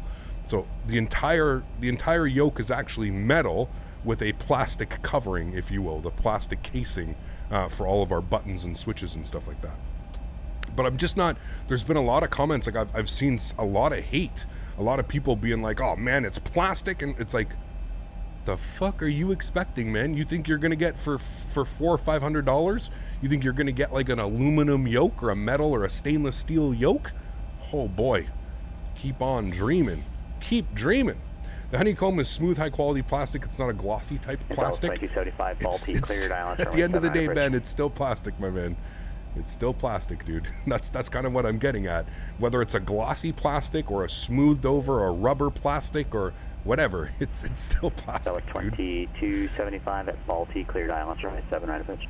At Balti, cleared ILS, 7 right approach, Alaska 2275. Yeah, but the honeycomb plastic feels nice, not like the CH yoke. Yeah, absolutely. I'm not, like I'm saying, I'm not debating with you which one feels nicer and which one. All I'm saying is every single yoke and every joystick that's ever made is made out of plastic. So I don't really understand all the hate towards the honeycomb, saying like, oh, it's the Thrustmaster, oh, it's plastic and this and that. It's like, hey, dude, everything's plastic. Like, what? Like, I don't understand. Everything is plastic, man. Knocks on door. Hey, Captain. I'm hovering outside the plane. Did I say Alaska? Would someone Oops, open the door, please? Also, may I get a white Russian? Thank you for the support, Tucker. I appreciate you, man. Huge no floaties to you, dude. Guys, let's show some love and chat for Tucker. Dropping the love. Thanks so much, Tucker. I appreciate you, man. Did I say Alaska? I'm supposed to say Southwest. Shh. Nothing to see here. Nothing to see here. Fops 1. Help on the descent. We need to be 153 knots for our approach speed. Yeah, the reviews of TCA side stick said a con was that it was plastic. I'm not spending 1K. What do we expect? I don't know, dude. Like I said, I think it's just people. I think it's just people trying to like find problems with things, and that's perfectly fine, dude. Again, you're a consumer. You have the right to think whatever you want in your head. But I'm just saying, like, I'm like looking at the forums and I'm looking at some of the YouTube comments and like. It just doesn't make sense to me, man. Like, yes, it's plastic, and so is everything else that's on the market. I just don't understand it, man. I feel like it's just getting hate for no reason, just because, again, people are upset, right? People are like, oh man, I just spent $500, you know, on a honeycomb system, and now this comes out. Sky Harbor, America's friendliest airport. Is it? Take the shuttle bus over to the rental car center, hit up In-N-Out Burger, or you can also hit up a Waffle House. Personally, I'm eating my MC.rib. Thanks for support, man. I appreciate you, dude. Is my autogen on maximum? No, it's on high end. The Boeing yoke is way too expensive for my budget. Will a honeycomb yoke be good enough? Absolutely, man. Like I said, I really don't think you can go wrong at this point. I think we have 2 really good products, like really good products. 2 of them, which is awesome, man. For us as consumers and as flight sim enthusiasts, this is exactly what we want. We want more people to come. Think about it. We had nothing a year ago, and now we've got how many yokes on the market that are actually priced accordingly. We've got Honeycomb, we've got Thrustmaster now, we've got Turtle Beach, we've got Logitech, we've got all of these companies now that have yoke systems. So as consumers, hey man, this is awesome news. Awesome news. Tower's going to be on 120.9, and our minimums 1209 and minimums 2275. Contact Southwest Airlines spokesperson. After reviewing the recent misidentification incident, we've terminated the employment of one captain Canada and banished him to the shadow realm. 124.0. This guy, man. Thank you, Tucker, for the support as well, man. You guys are crazy, man. You guys are crazy. Thank you for the support, dude. I really, really do appreciate that, man. Thank you, guys. Minimums, what were they? We were just looking at them. There's so many things. Donations and messages. 253.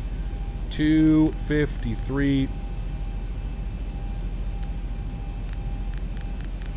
Good morning, Space Approach, Skyhawk 7390, Charlie, currently at 9,500 with uniform.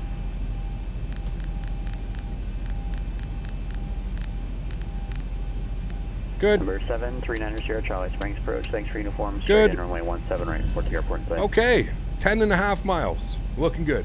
Straight in 17 right, report we're on TCA just got replaced my Logitech yoke. The Logitech yoke isn't bad, but it's clunky, takes a bit of realism away. Yes. Yes. If I had to rate them, in my opinion, if I'm rating them on a tier system, I'm going, again, this is just for me and my personal experience.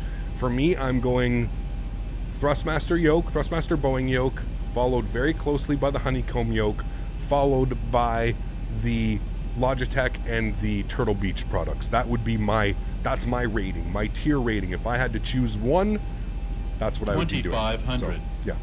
2,500 feet. Let's drop that gear. Bring those flaps 15. I think that beside the TM Warthog HOTAS, every peripheral that it's on the market, it's made out of plastic. Yes. I don't know why people is complaining about it that much. People love to complain, man. It's way easier to complain than it is to make logical sense with things that agree with people. I get it. It's fine. Like I said, I just don't understand it. I don't know what people are expecting for even $500. Listen, I'm not saying $500 is not a lot of money, because $500 is a lot of money. It really is. But I think people need to educate themselves with what's available on the market. Hey man, if you want your full metal Boeing yoke, guess what? You can go and buy one. It's going to cost you $3,000, $4,000, $5,000, but you can go and buy one. It's available. But to think for a couple $100 that you're going to get this full-blown metal, all metal, titanium, stainless, no, no. Especially not when it comes to flight sim, man. Flight sim is a crazy hobby, dude. 152 on the approach speed. Let's get flaps 25 through 160 knots. We'll get flaps to 30, and we're going to land this bad boy. Did I contact Tower? Don't know if I did. We'll contact them now. Phoenix Tower, good afternoon. Can't remember if we're called Southwest 2275 on the ILS 17 right. Sorry, 07 right. 2275, Phoenix Tower, runway 7 right. Turtle and wind variable 5. Turtle land 07 right, Southwest 2275. 1,000 feet, stabilized. Gamgeo! Well, if you have to buy the Honeycomb Alpha and Bravo, it's going to run you close to 600. However, Thrustmaster yoke and throttle is about 535 after taxes. Well, there you go, man. It all depends, right? It all depends. Gio, thanks for support, man. I appreciate you, dude. Like I said, I think both are viable options. I don't think you can go wrong with either. I really don't. All right, friends, landing checklist. Gears down, 3 green, flaps are full, spoilers are armed, auto brake is set, cabin crew's been advised. You guys have been advised. We've been given clearance to land. We've got way up on our... Hey, boy. Hang on. 400. Plus 100. There we go. Back on track. Minimums. Continue. 200.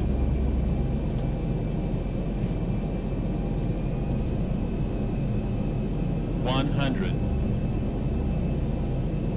50. 40. 30. 20. 10. Reversers, nose down gently. Decelerating.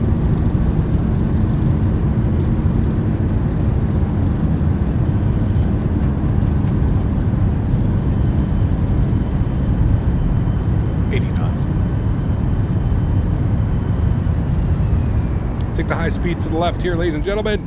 Welcome to Phoenix Sky Harbor. was like talking at like 200 feet.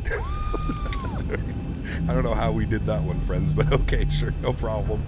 All right, welcome to Phoenix Sky Harbor. That was absolutely greasy. 6-second float on the money, 55 minutes. Approach, Skyhawk 739, on the flight time. There we go, friends. Bird under Sierra Charlie, thank you. Sweet.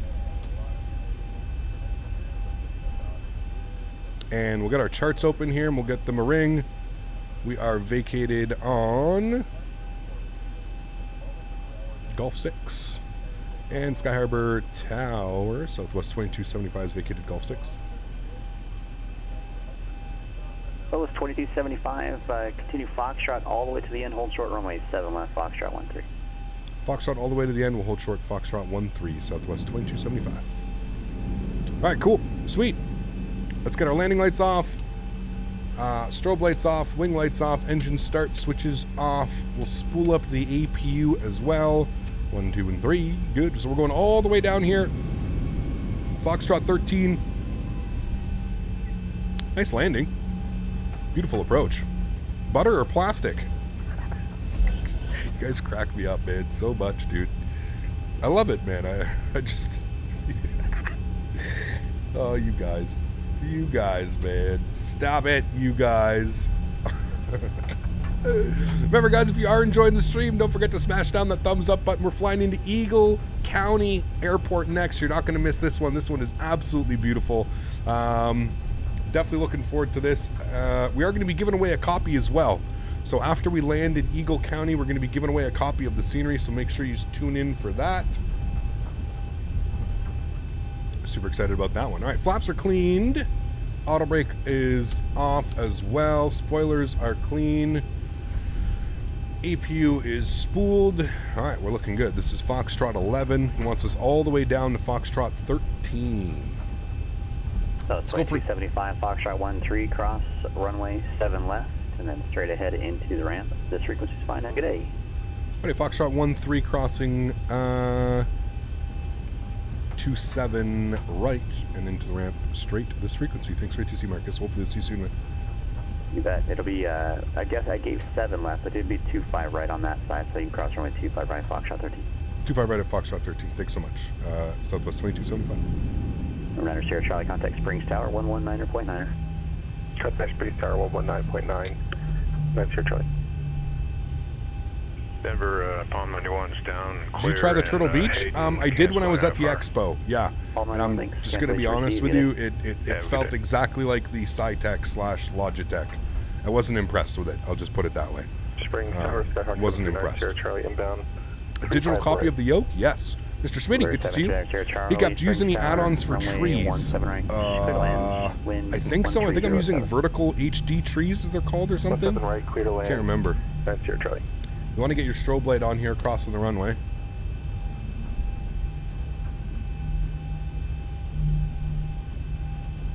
Does that monorail actually go up like that? Is this a real thing? Pretty damn cool.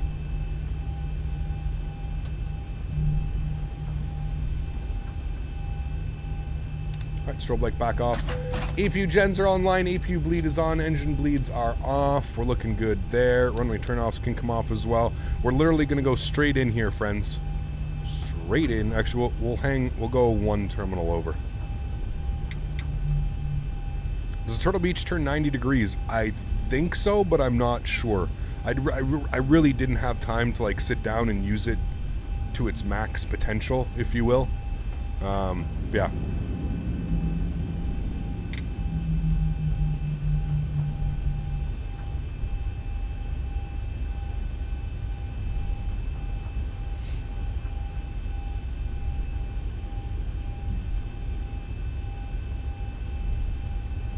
Did they send you a second throttle? Yes, they did, Wise, for when we decide to fly a 747 or something like that. They did, my friend.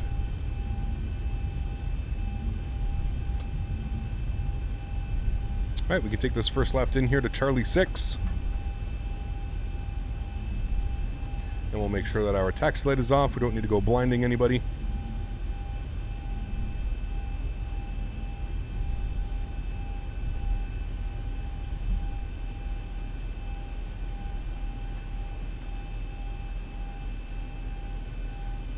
What was the landing rate on that? I didn't even check that.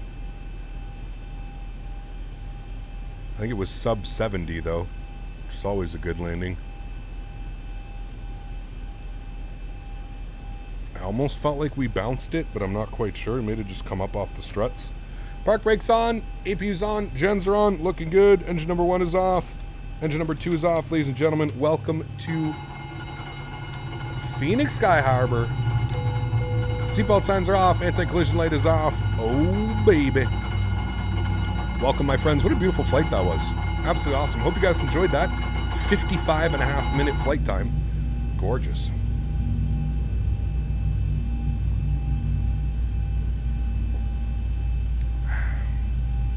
$69 or something? Oh, baby.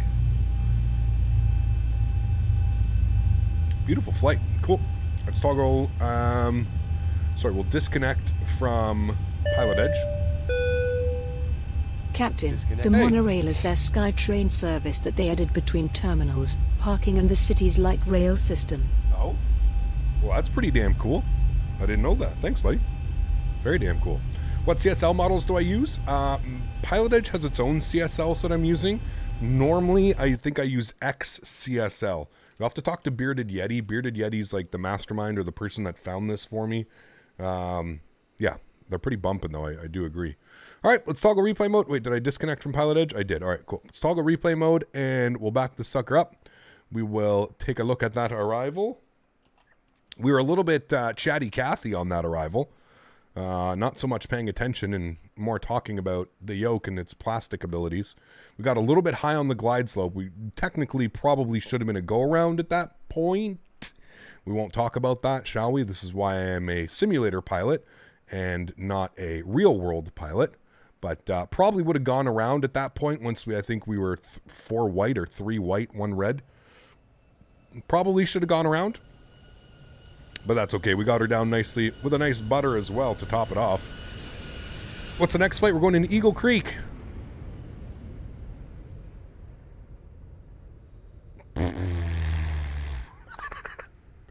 What? How did we do that? How did that happen?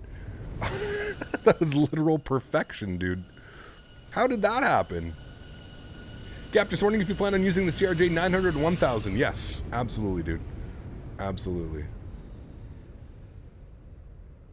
Oh my lordy lord. Woof. Wow. I'm giving myself a 9 out of 10 on that one, friends.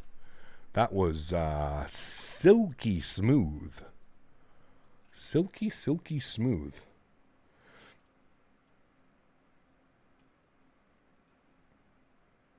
You get some tunes bumping, man. Slacking on the tunage today, Cap. Slacking on the tunage.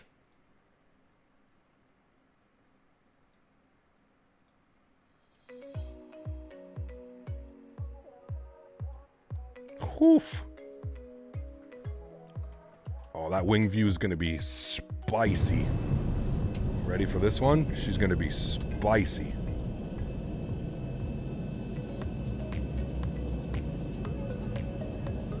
Hey, Cap, just wanted to share this with you.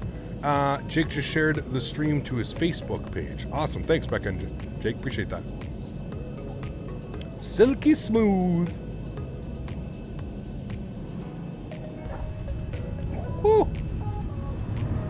1,500 footers, too. We like that. We like that. Float? What planet are you on, sir? That was the furthest thing from a float. Gap, I think you have to thank the plastic yoke. Yes, thank you so much. So much.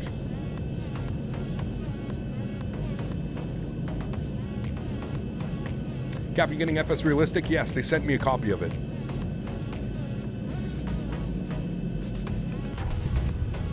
My goodness. Woof. Well then. Listen, man, sometimes the X-plane and the yoke, the plastic yoke gods come together and they just allow for plastic landings like that. Yeah. It's that me. Was smooth, baby. Thanks for support, man. I appreciate you, dude. Huge no floaties, man. Thank you. What's your next flight? Where to where? We're flying right now. After this one, we're going to Eagle Creek, Colorado. No, Eagle County? Eagle Creek? I don't even know. It says it in the title. Eagle Creek, Eagle County? I can't remember. Dude, that was literally the perfect landing. I don't know about you guys. That was sex. Sex. Sex just occurred on that runway. I don't know about you, but it did.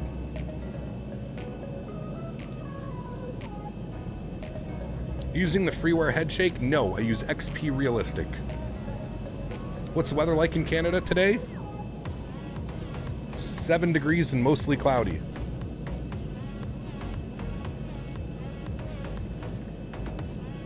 It's a real flight operated by Southwest Eagle Creek? No. American Airlines operates it in the winter for skiing. Ski season. So we're going to pretend it's winter.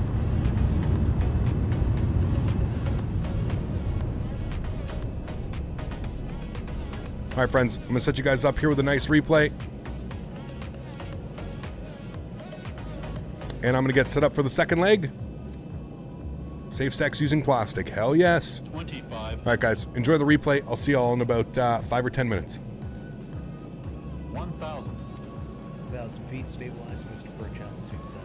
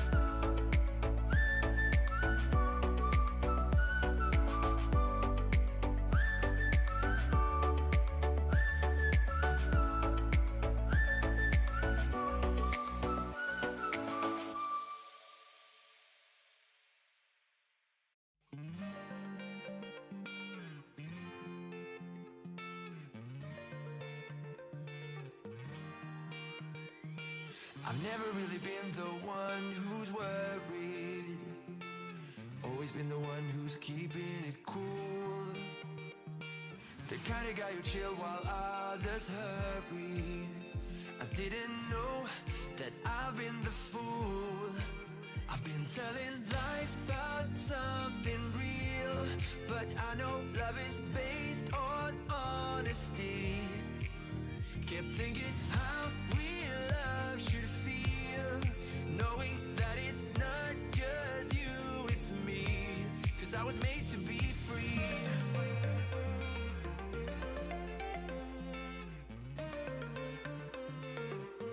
I am made to be free.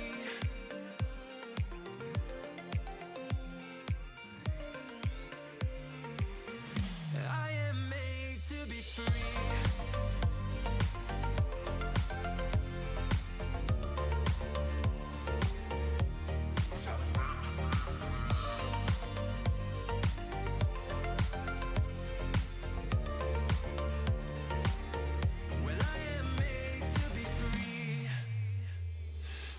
Myself and myself only.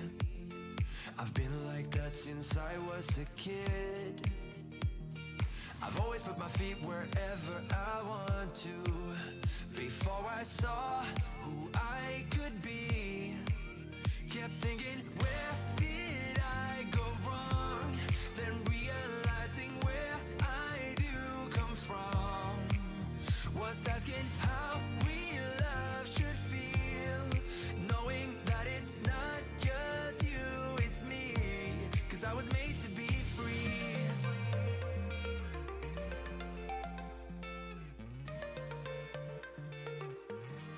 I am made to be free.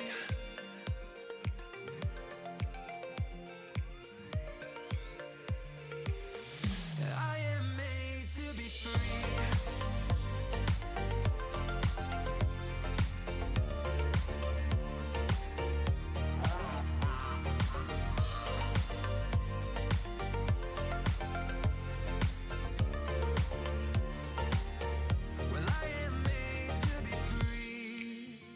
That's my choice, what I need to be free. Still thinking how real love should feel, when I know that it's not about you, just me.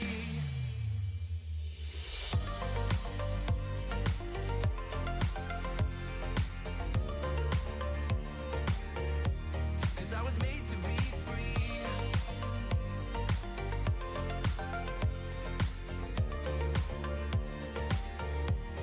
I was made to be free.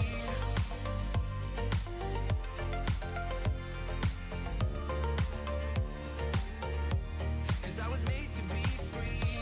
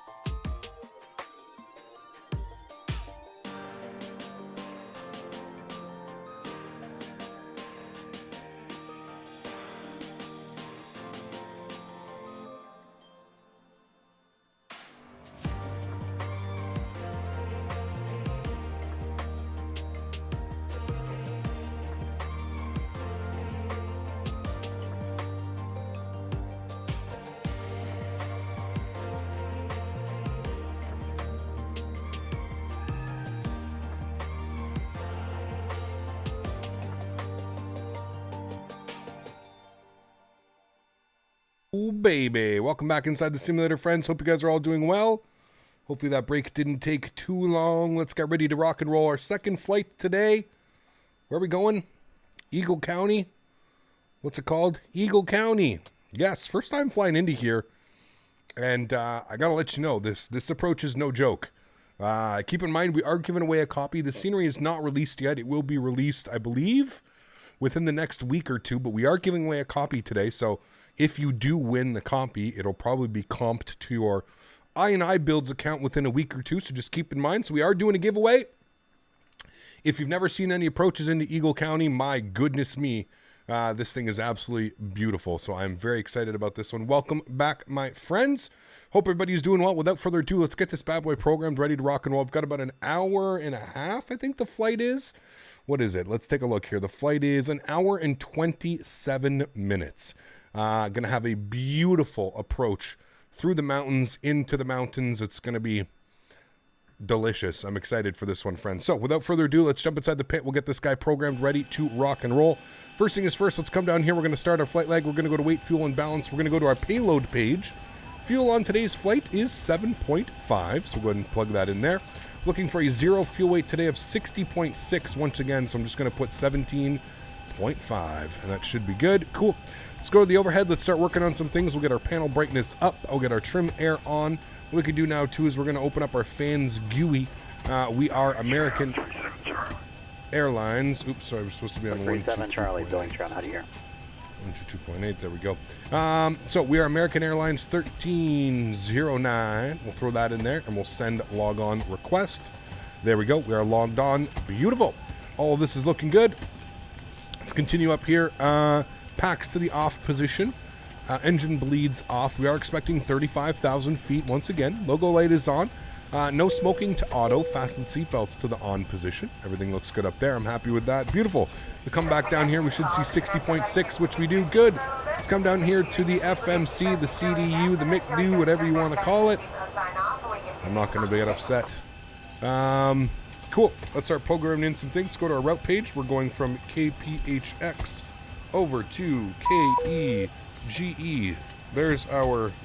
we'll activate and execute that. Good.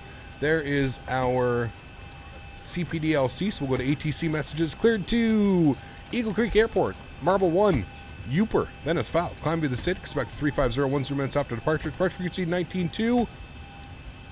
Squawk 3155. And we'll accept that. There we go. 3155. 3155.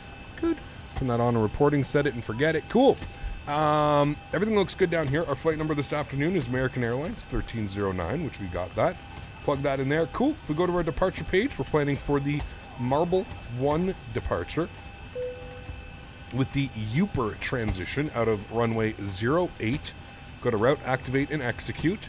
Next page, from Uper, we're going to JNC to Jesse to RLG. Let's go to our arrivals. We're going to plan for the ILS runway 25 with the RLG transition. And we'll insert that. There's no stars into Eagle Creek, or Eagle County, not Eagle Creek, Eagle County. So it looks good. I'm happy with that. If we go to our legs page and we scroll through here, you should see that after Romeo Lima Golf, RLG, we've got Quandary, Vuaxa, Aguila, Weehal, Eagle, Washi, and runway 25, which is exactly what we're going to want to do. And if you look at those, look at the altitudes on that.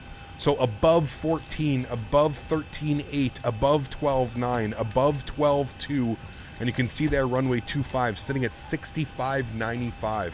So this airport is almost, well, 6,500 plus feet, which is pretty crazy. I believe it puts it higher than Colorado. So we're actually going to be landing higher than a mile. So keep that in mind when we're landing today. It's going to be a little bit of a different landing. Hopefully we can grease it out like we just did into Phoenix, but sometimes it ends up being a little bit harder because the air is a little bit thinner. So you end up, once you cut those powers, once you cut the engine, it's pretty much a nice down. But we'll do our best with our beautiful yoke and bring her in. Cool. Let's go to our knit ref. We'll plug in some numbers. 60.6 on the fuel burn. We plan, 5.4, which is going to give us a reserve of 2.1. We're going to go with a cost index today of 35, a cruise level of 35,000 feet. Good. Our average wind component today will be 321 at 76. So it's going to be a little bit of like a quartering headwind, which is why it's going to take us about an hour and 27 minutes. ISA deviation today, again, we'll take a look at that. It is, ISA deviation is +2. Good. We'll go and execute that. That's fine, thank you. 18,000 feet for our transition altitude, good. Go to our N1 limits. Can do a derated takeoff at a derated climb, 96.6, that's fine. Go to our takeoff page. Takeoff is going to be position 5 degrees on the flaps. Enter our CG weight here, 21.1, which gives us a trim value of 5.75. And then our V speeds, 38, 39, and 47. And with all of that, friends, pre-flight's complete. We're looking good. Let's go to the overhead. We'll start programming some stuff up here. And we'll take a look at who that was. That was the Gaming Moose. Coming to the $1.16. Thanks so much, Gaming Moose. Appreciate you, man. Says a little donation from Denmark, flying DFW to MCO in the Zibo. Have been sick for a week now. Damn, I hope you feel better, man. Thank you very much for your support. I do appreciate that. Thank you, man. All right, cool. Everything looks good up there. APU is spooling, doing his thing. Isolation valve gets opened. All of those guys are off. 35,000 is in. All right. Let's go ahead and pull open our chart. We'll go new flight from SimBrief. Yep. Okay, let's go to Phoenix Sky Harbor. We're going to go to our taxi charts, and we're going to get the ATIS 2757, 2757, and we'll grab the ATIS. Dual approaches in use. ILS runway 7 right and ILS runway 8 approach in use. Simultaneous approaches to parallel runways in use. VFR departures contact clearance delivery. Advise on course heading, altitude, and if flight following is requested. Read back all runway assignments and hold short instructions. Advise on initial contact. You have information uniform. All right, we've got information uniform. Phoenix altimeter is 3010. ATIS information uniform. 1751 Zulu. Wind variable at 5. Visibility 10. Few clouds at 25,000. Temperature 25. Dew point 0. Altimeter 3010. Arriving runway 7 right. 8. Departing runway 7 left, 8. Visual approaches in use. ILS runway 7 right and ILS runway 8 approach in use. Simultaneous approaches to parallel runways in use. VFR departures contact clearance delivery. Advise on course heading, altitude, and if flight following is requested. Read back all runway assignment and hold short instructions. Advise on initial contact. You have information uniform. All right, so we've got uniform. Let's go over to ground now. We don't need to worry about them for a little bit, but we're fine with that. All right, cool. Let's go to plugins. We're going to go to better pushback. We're going to go to start pushback. Out of cockpit. Please show me where you want to go. Instead of turning, I'm just going to go straight back. That'll be fine right there. That's good. Ground and cockpit. Tow is driving up. Cool. Let's come down here. We'll go to ground services. We'll disconnect the GPU. We'll go up to the overhead. Everything looks good up here. Sweet. We are looking good, friends. We'll set our autopilot panel here, so we are climb via the SID. I believe is what it was. Climb via the SID, we'll expect that. Okay, so if we pull open our charts here, we'll go to standard instrument departures, and we are going to be on the Marble 1. You can see here that we've got a top altitude of 8,000 feet. So we'll go ahead and do that. I'm also going to return, and I'm going to log off. Feel a sneeze coming. Excuse me. All right, cool. So we're logged off on that. That's good. We don't need you anymore. We're not doing any more flights. 147 on you. All doors and hatches are and closed. Climb to the SID, so 8,000 feet is going to be our top altitude. All right, cool. Let's go ahead and get our anti-collision light on, seat everybody down. We're getting ready to rock and roll. Better Pushback's got to be the most useful add-on across all flight sims. Definitely. Yes. Yeah. Flight attendants, prepare for departure, cross-check, and all call. Thank you.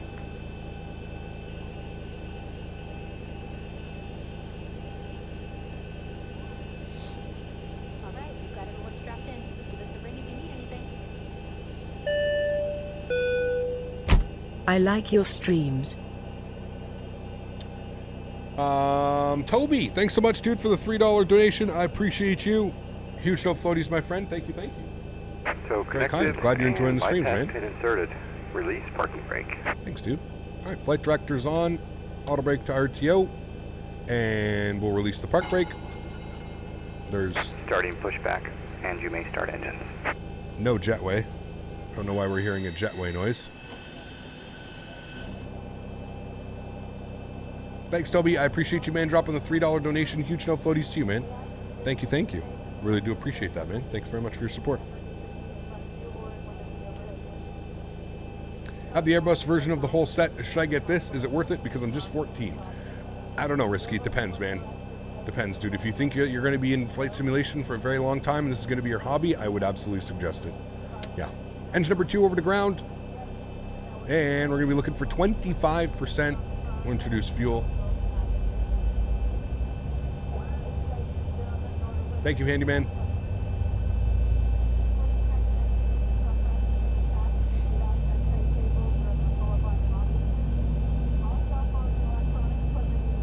We'll introduce fuel.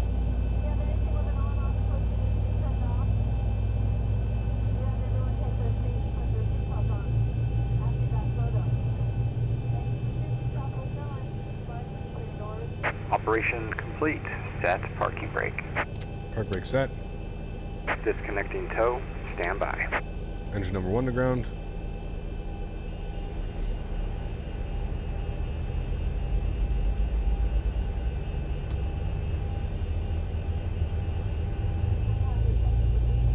Tow truck driver is getting disconnected. This is good. And 25% on engine number 1. Yeah. We'll introduce fuel. Nice wing view. Disconnect.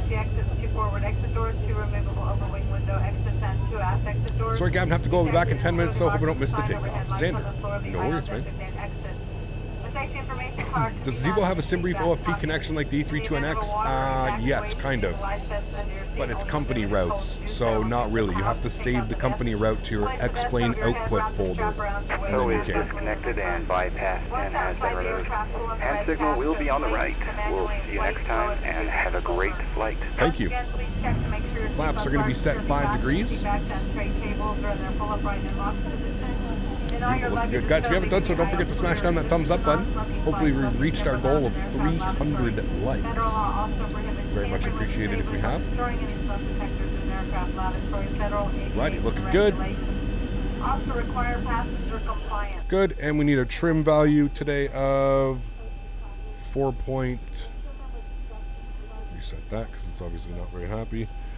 Trim value was 575. Should be good right about there. Cool.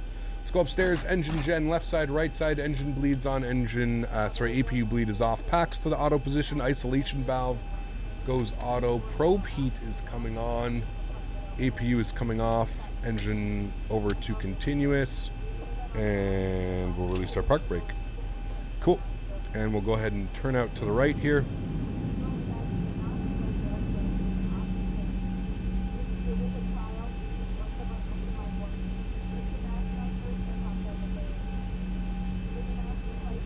All right, and we'll let ground know we're ready to rock. Phoenix ground, good afternoon. American 1309 with information uniform spot Lima out of Terminal 4, ready to taxi. Runway 08. Target 39, correction, 1309 Phoenix ground, runway 8, taxi via Charlie. Runway 8 via Charlie, American 1309. All right, so it's going to be our first left here onto Charlie. This is Spot Lima. Mr. Polar, how are you, man? Good to see you as well. Hope all is well. Let's get our taxi lights on. Leaving the ramp.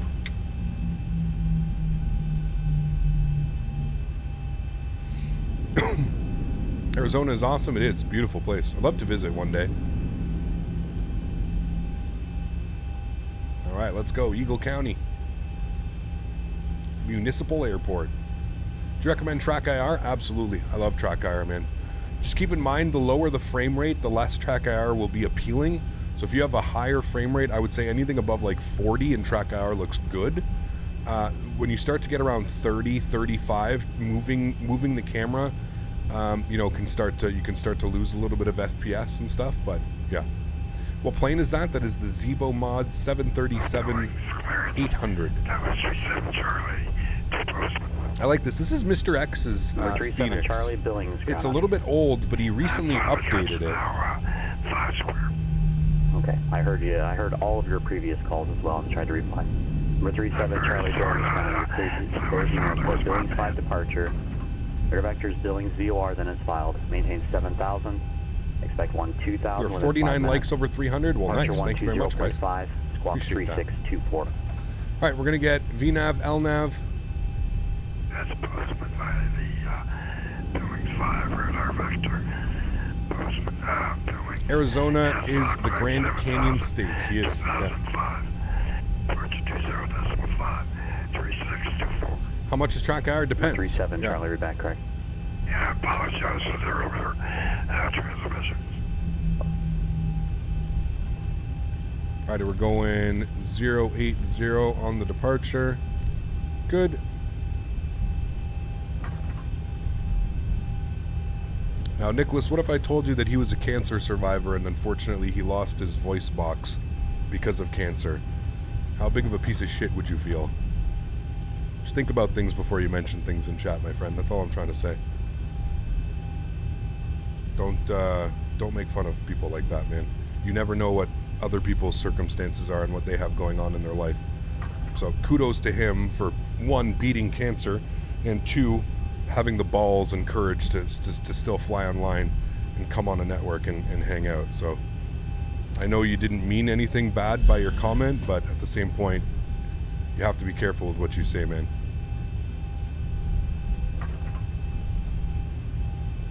Got a Southwest taxi going on today.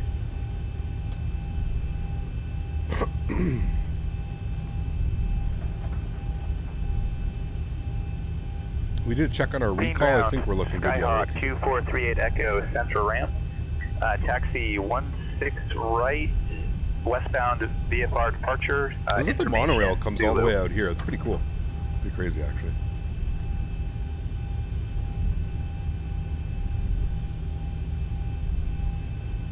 Number 2438 Echo, Payne ground, runway 16 right, taxi via Charlie and Alpha.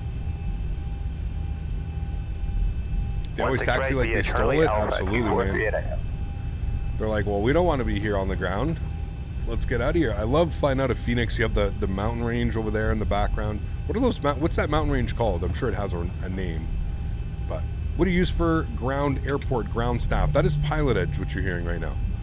Pilot Edge. Nothing wrong with the Southwest taxi. It's the Ryanair landings you want to avoid. That is some truth, sir. That is some truth. All right, let's get our charts open here again, and we can get our Phoenix departures on 19.2. We're going to go to our taxi chart again. We're going to get the tower frequency. So tower is going to be on 18.7. So we've got 18.7.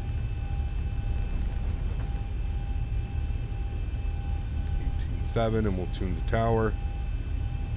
And then departure frequency was 19.2. So we got that plugged in as well. Good. Ground number 37 Charlie. Terminal area for taxi with information. Oscar. Beautiful. Number 37 Charlie with Billings ground information. Papa current altimeter 3017, runway 28 right, taxi via Juliet and Alpha. Hello from Manchester, UK. Hello, Stone. How are you, man? Good to see you, dude. Flying out of your home airport? Nice. Fixed tower, American 1309, holding short 08, ready for departure. American 1309, Phoenix Tower, runway 8, cleared for takeoff, wind variable at 7 knots. Runway 8, clear for takeoff. This, American 1309. Alrighty, guys, enjoy the departure. See you guys down up through, who knows what altitude this time. Cabin is secured. Have a good flight. Thank you.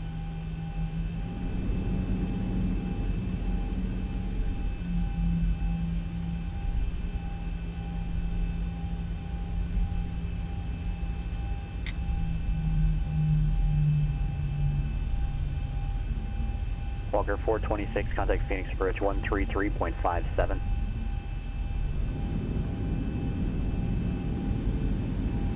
All right, throttle's up to 40%. Again, not doing a toga departure today. Chrono's coming on. And let's go, friends. Takeoff power set. forward down pressure on the stick.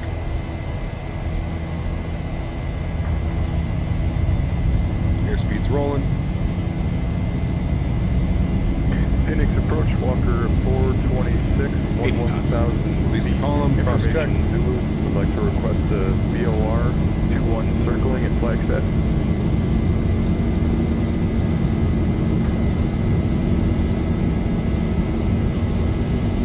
V1, rotate. Rotate. Walker 426, roger, climb and maintain 12,000 with Phoenix approach. Positive rate. Gear up. Okay, climb, maintain 12,000, Walker 426. God, it feels so good, man. Even off departure, like just how much you have to like pull back up. It's so nice. And then just like in the real thing, you kind of just like arrest it. You know what I mean? Like the aircraft wants to fly, right? Like you can just leave it there. Just like the real thing. It's damn awesome, man. Especially if you have it trimmed out nicely. All right, auto brakes coming off. Let's lock our gear. Right, yeah. Unfortunately, that's below minimum vectoring. Pardon me, minimum vectoring altitudes for me.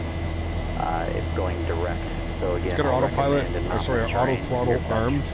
Course is to file I can then bring these back. To ensure that you have an MEA, especially low altitude in the mountain. 190 knots. Let's go flaps 1 degree. He's going to give us the departure. May work, but you're going to check the airway.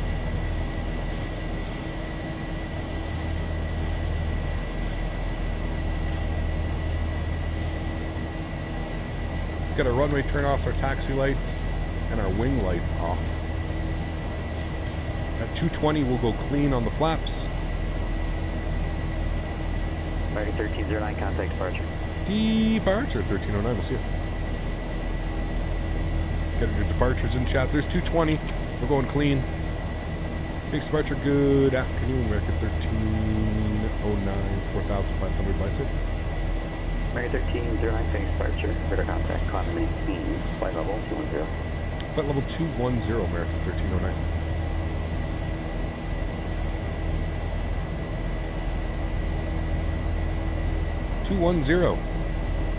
Good.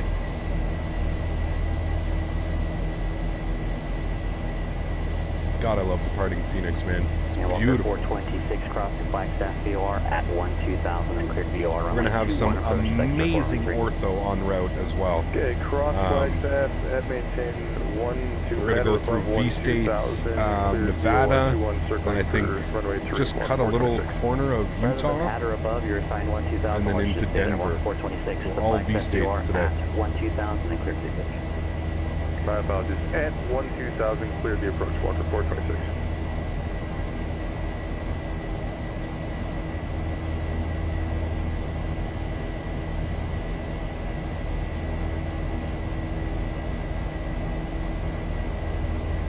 God, I got it like trimmed perfectly right now.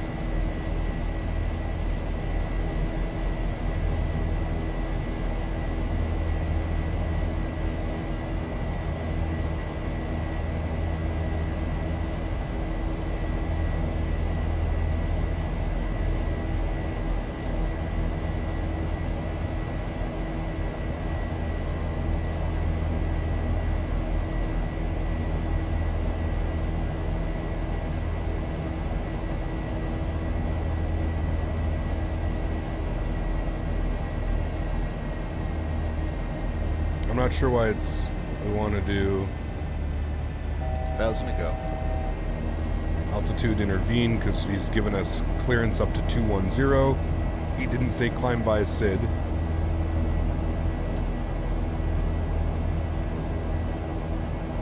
I thought I pressed that already, maybe not, but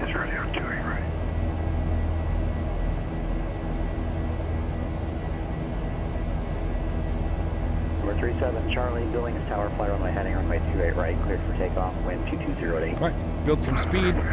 Landing lights can come off. Engine start selectors to the off position. Logo light can come off as well. Build up that speed, and then we'll throw an autopilot. God, I love flying this yoke, man. I love flying this airplane with this yoke. It's unbelievable. Autopilot's on. And I'll bring you guys back up into the flight deck. Sweet! Nice. My sim just crashed. I'm done with Microsoft Flight Simulator. Back to X-Plane I go. Damn, Microsoft Flight Simulator is crashing. It's weird because I really don't have any issues with Microsoft Flight Simulator. The only one we seem to have is November 22 Romeo November would like to try to pick up IFR again. With that DC area.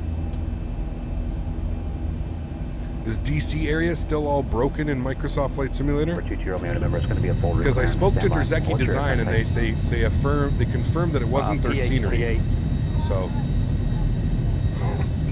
PA-28 is does the Yoke move like when the autopilot is performing a turn? No, it doesn't, Pilot David. It's not. There's no motors in it. You'd need a motor for that. Mr. Boat Party. The captain of today's flight. How are you, sir? Still sitting pretty up top that leaderboard, my man. Getting some love from seat 2A. How are you, man? Good to see you. Romeo.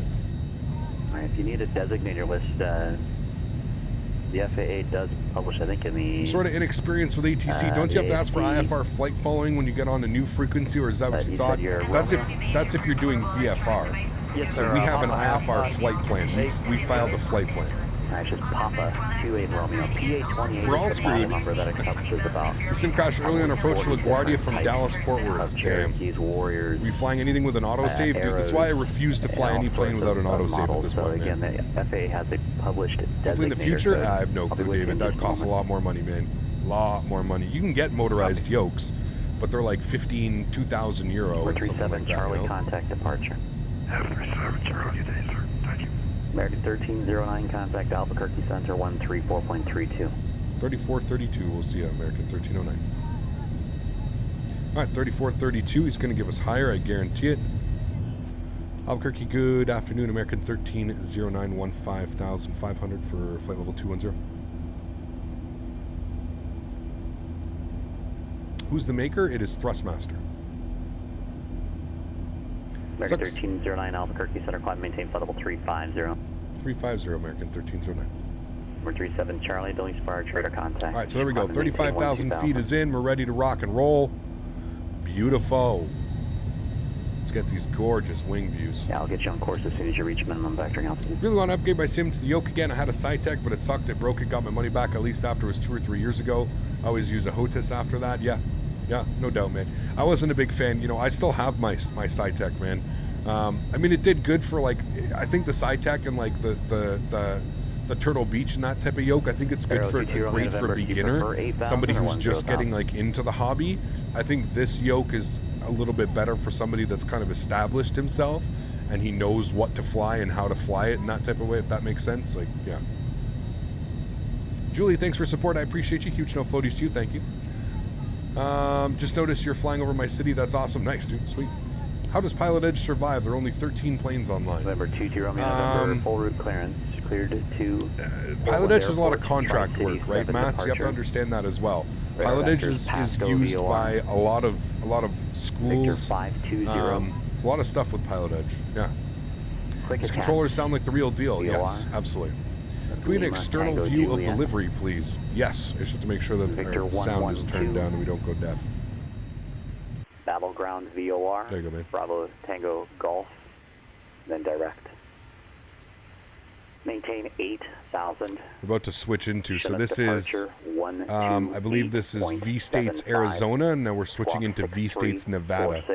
So you can see the difference in ortho imagery right there.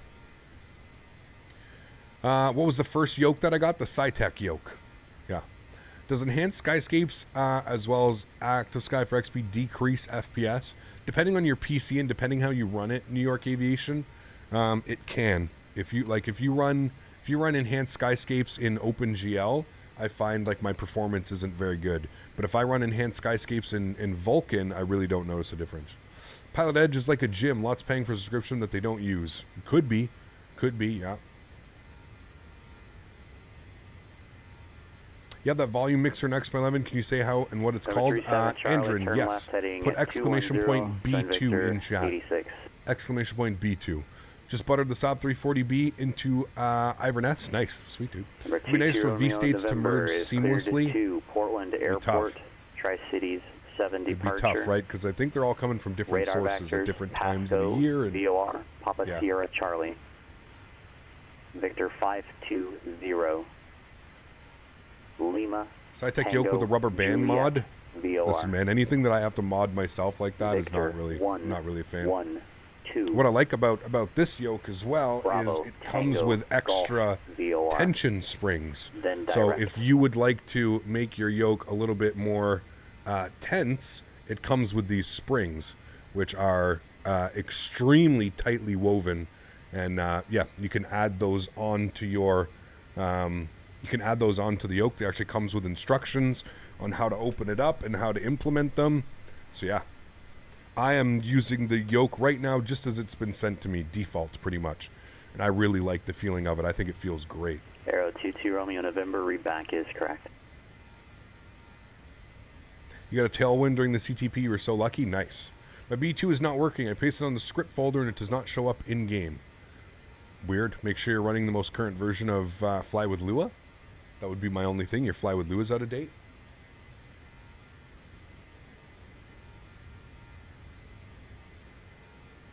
There you go. You hear? I mean, they change aircraft all the time. 5600, Prescott Tower, make straight in, runway 21 left, report a 3 mile final. There go the clouds.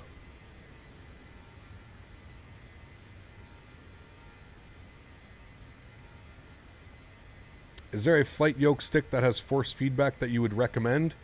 I think Brunner, they make a force feedback yoke, and I believe it's like €1,500 or something like that. Like I said, like when you start getting into like force feedback yokes and stuff like that, like I really truly don't think you understand the price tag. The price is just, it's insane, man. It's absolutely insane. Absolutely insane. How's the Thrustmaster TCA Boeing throttles compared to the honeycomb throttles? Completely different, right? I don't even think you can really compare them. They're just completely different design. As far as the actual throttles go, like the levers, what I will say is I will say that I enjoy the size. So actually I have the, give me a sec. I think I have the Boeing. These are the Airbus levers. Where's the Boeing levers? Right here. So I have the Boeing levers. So I'm just going to show you for an example. Can you guys see this right now? So this is the size of the Thrustmaster, and this is the size of the honeycomb.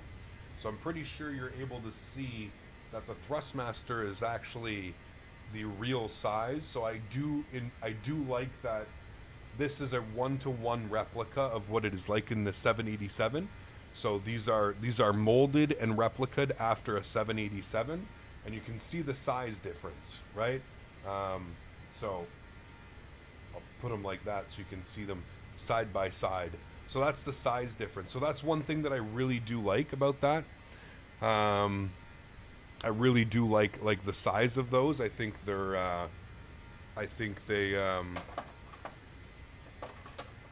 it's the one thing that I think everybody was complaining and everybody kind of noticed about the honeycomb stuff was that how small they are, you know. So that's one thing that I've noticed. That's one thing that I really do like is the size, is how they're actual sizes, and I enjoy the reversers. The reverse is actually like, it's a pretty heavy, you know, it's a really heavy like indent to get them in. I like it. Yeah, I really do like it.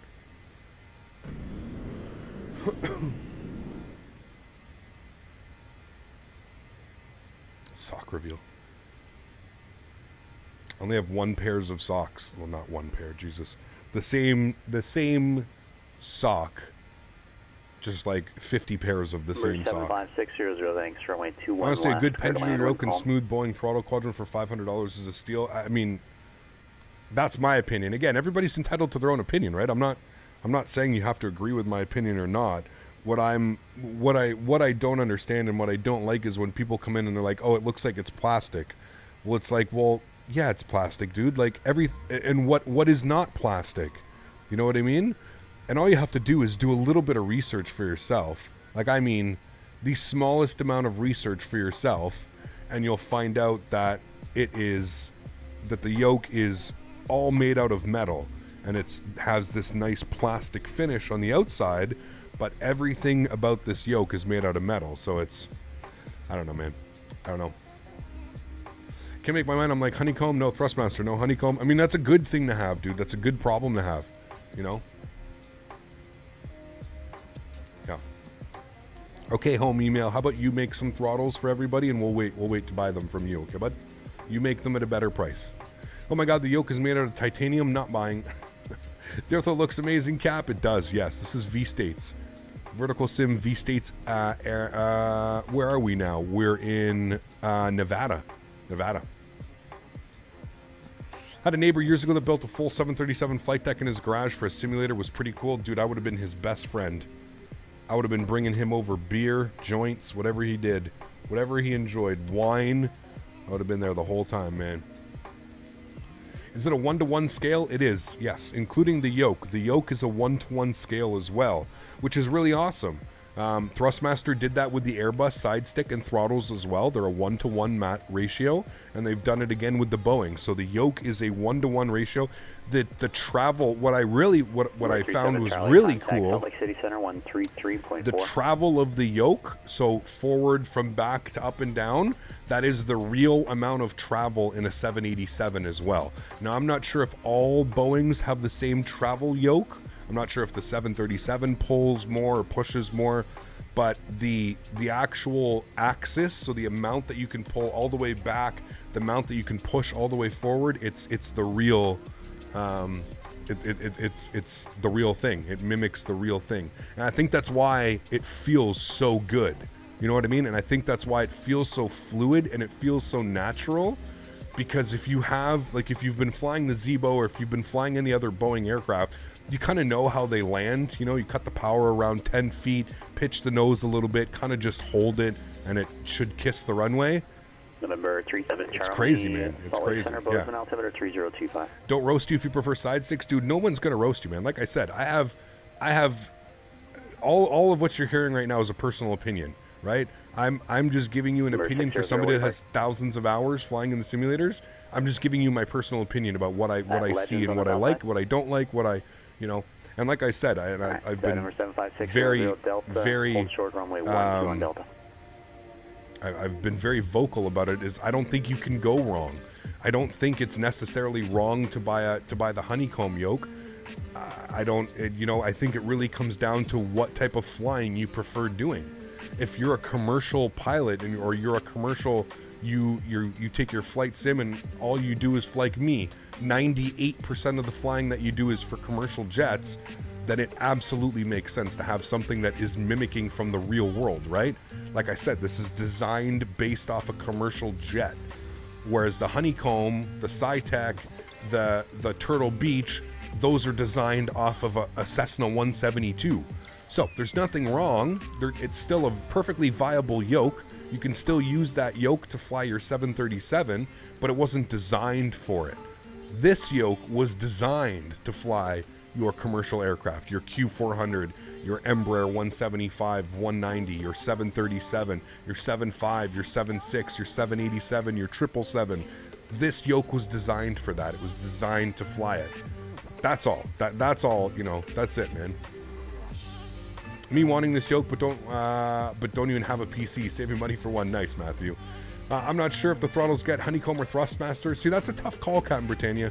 It really is. And I'm going to be honest with you. When I first saw these at the expo, my first initial thought was, okay, I'm going to use my Thrustmaster yoke with my Boeing throttles, with my honeycomb throttles. That was my initial thought. But now that I've actually sat here and used these throttles, I think I'm going to use both throttle systems. I don't think I'm going to just choose one. You know what I mean? I really think I'm going to use both. So, yeah. We like this song. What is it called? It's by Umi. On Delta. Don't turn off the lights. And then to Legends as Frequency. Have a good day. Thanks, Bandit. Appreciate you, man. Find me at Colorado Springs. Nice. I really like to see the TCA yoke with some other planes other than the Boeing. Fits, of course, but how's it with the Q4XP or G8 or a King Air or something like that? Yeah, I mean, Remco, we'll see that eventually, man. Obviously, I've got some obligations that I need to be done. It is a Boeing yoke, Boeing sponsored, and, you know, is doing this whole thing with Thrustmaster. So for the time being, we're going to be flying Boeing aircraft up until the weekend. Next week, I do plan on jumping into the Q400 again and flying it around and seeing what it's like, flying it with this yoke. So we will, in due time, man, in due time. Just understand I've got some priorities, right, that need to be taken care of first. So yeah. You sold them, Cap, just ordered them from Thrustmaster. I mean, I'm not, like I said, I'm just doing my part in kind of giving you my opinion. And obviously Thrustmaster values my opinion and think my opinion means something. So I appreciate that. And I'm going to do my best to kind of just give you explanations of why I feel this is the better setup for me. Again, just for me. I can't stress this enough. I'm not saying that any other setup is bad. Just this is the setup for me. This is what I enjoy, you know? The song always gets so loud. Tri-Cities ground runway 21 right, taxi via Party Echo jam, dude. Alpha 5, cross runway 21 left. And let tower know when you're ready. You got nice stream currently on JFK. Nice. Is V-States free? Yes. Of course, I understand this is a great showcase, dude. Love the show. Thanks, Remco. The mountain range before takeoff is called the Sierra Estrella Mountain Range. Thank you, Joe. Appreciate that. Thank you, man.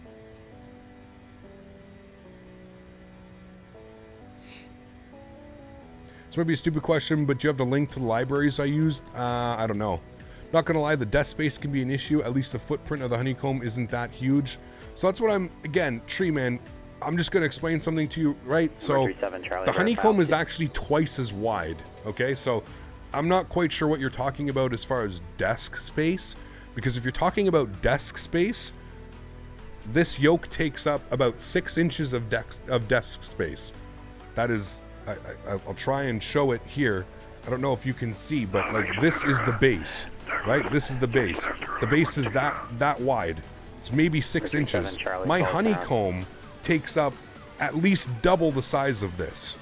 So unless you're talking about this, the you know, from the desk forward, like that type of space, then yes, I could understand that. But again, you're buying something that's mimicking the real world pendular system, right? So if you're talking about desk space, this is actually much smaller on my desk than the honeycomb.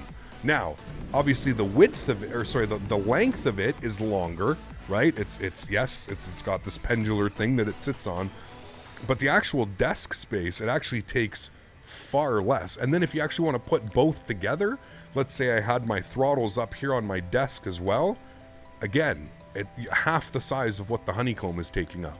The honeycomb on my desk pretty much takes up almost my entire desk, you know, in front of me.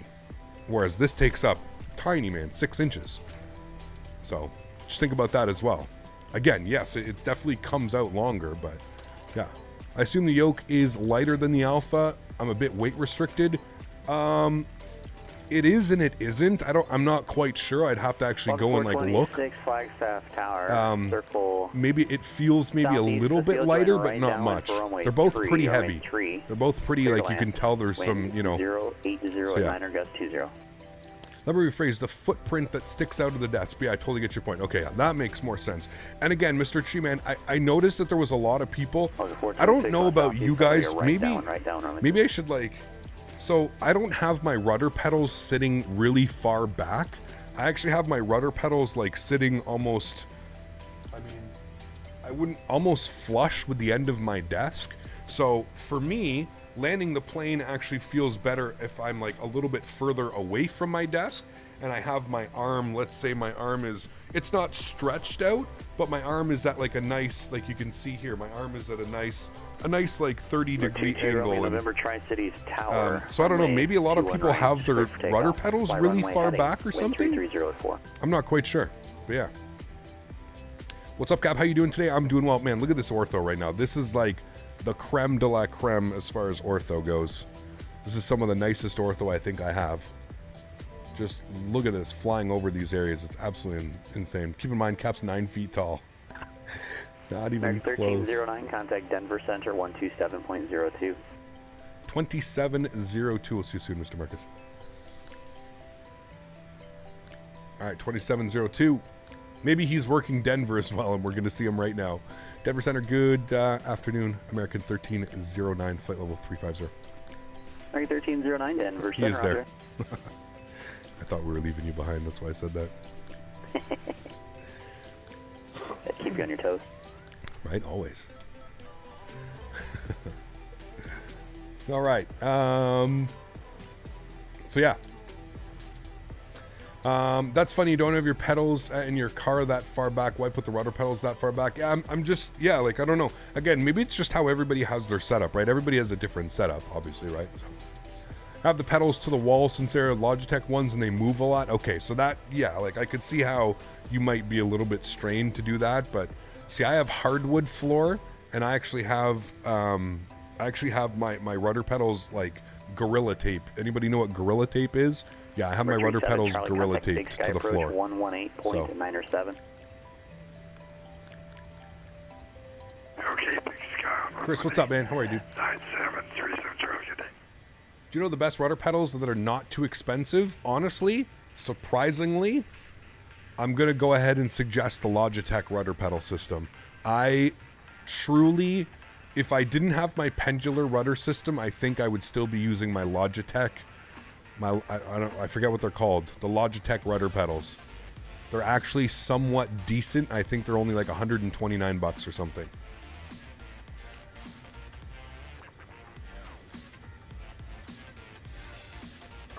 Gorilla Tape for your ears? Oof.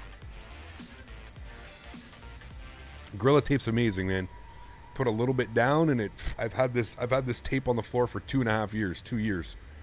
I haven't had to move my rudder pedals once. Will these work on Xbox? Yes. Number 37 Charlie, Big Sky approach. Thanks for Sierra. Expect ILS runway 12 approach. In my case, if I were not to mount the Boeing yoke, my throttles would almost be out of reach. Tad uncomfortable. A new desk setup would be much needed. Okay, I got you, Mr. Treeman. So what I also did, Mr. Treeman, is I kind of built this little pedestal. I can take some pictures. Would you like to do the procedure turn? You prefer vectors? Fine. I can take some pictures after the stream if you'd like about how I have it set up. But yeah, I built this little pedestal desk out of corrugated, like just old particle board. So I went to my buddy and my yoke is gone. Yes, we're stretching. Logitech better than Thrustmaster pedals? Well, here's the thing, Mayday. So again, this is just me being 100% honest with you guys and real with you. The 426, runway 3, clear to land. Thrustmaster pendular rudder systems are, in my opinion, the best rudder pedals that you can buy. They also cost $500. Okay, so I understand that not everybody's going to be able to afford $500 rudder pedals. That being said, I do think that the Logitech pedals are better than the Thrustmaster pedals that are priced at the same. I think they're called the TFRPs, the Thrustmaster TFRPs. My only problem with those is that the actual footing is so close together that we like to call them in the community the nut crunchers or the nut rubbers. Obviously, for obvious reasons, you can figure out why, but they're just not very comfortable. Not very comfortable. There's a brand of duct tape called duct tape. Nice. So yeah, the reason why I like the Thrustmaster ones, the Logitech ones, is because they actually have your feet separated.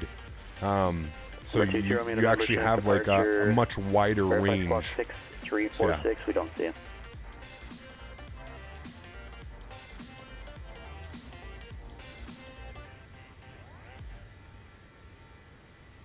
MSG crosswinds and the damper kit is the best pedal on the market. I mean, you want my honest opinion, Casey? I've used the MFG crosswinds and I was not a fan. So I really think it comes down to personal opinion.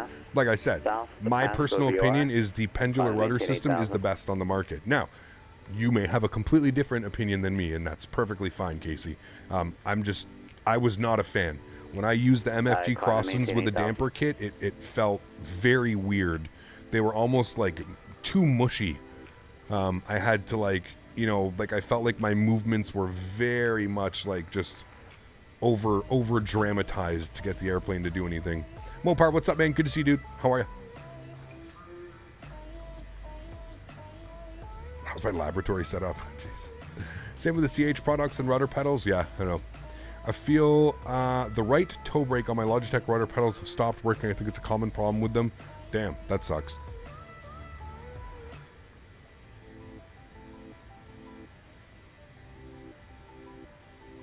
See you, Mr. Mopar. Walker 426 left when you're able. Alpha back into the ramp and monitor ground point 9er. Take care.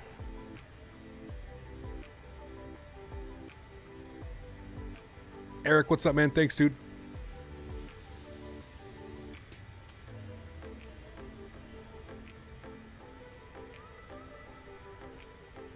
So I caved and ordered the yoke. Nice, man. Enjoy, dude. Enjoy it. I honestly, truly think everybody that's ordering one is going to really enjoy it. ACAM, how are you doing? Has the snow arrived in Ottawa yet? No. Thankfully, not yet. It's getting colder and colder every week. But yeah. Is the honeycomb yoke clunky? I wouldn't say so, no. Going to Embry-Riddle next year to become a pilot. Dreams do come true if you believe. Nice, man. Congrats. What's up, Cap? Here I am. I love the yoke. Brandon, glad you're enjoying it, man.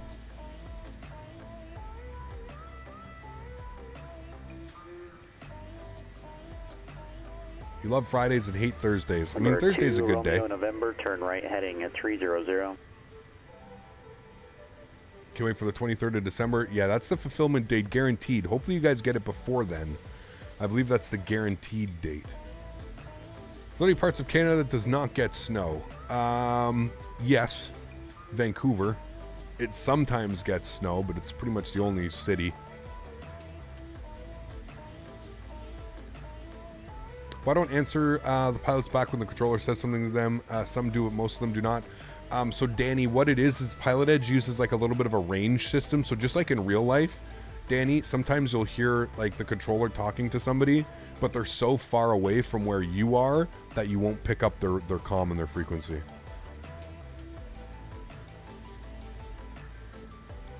I'm not sure, Jody, about that. I could talk to Thrustmaster and see if I could get some more information from you, but yeah. The standalone yoke is accepting pre-orders in February. I believe so, yes. I've heard, I have to check with them. I've heard conflicting stories. Arrow 2, Romeo, November. When you're able, proceed to direct ample. That's Alpha, Mike, Papa, Lima, Echo. Join Victor 520.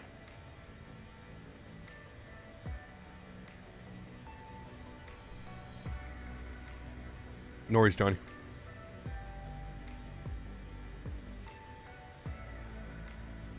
How can you do the company route thing in the Toliss 321? The same thing. So you have to save your flight plan in your output folder and then punch it in the same way that I did.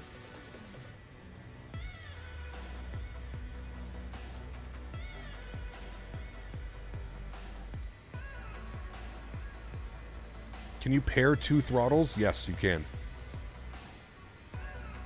What accessories besides the yoke and throttle do you recommend? Rudder pedals for sure. And then it really starts to depend on how much money you want to spend, checkers. In my opinion, highly suggest getting the radio stack, the Logitech radio stack. That thing is, especially if you plan on flying online or doing any type of stuff.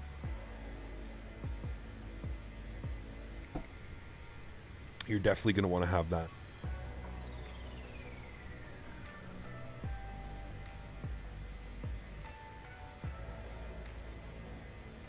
Michael, if that's the case, I'd probably go with the honeycomb. I would stay away from the Logitech yoke.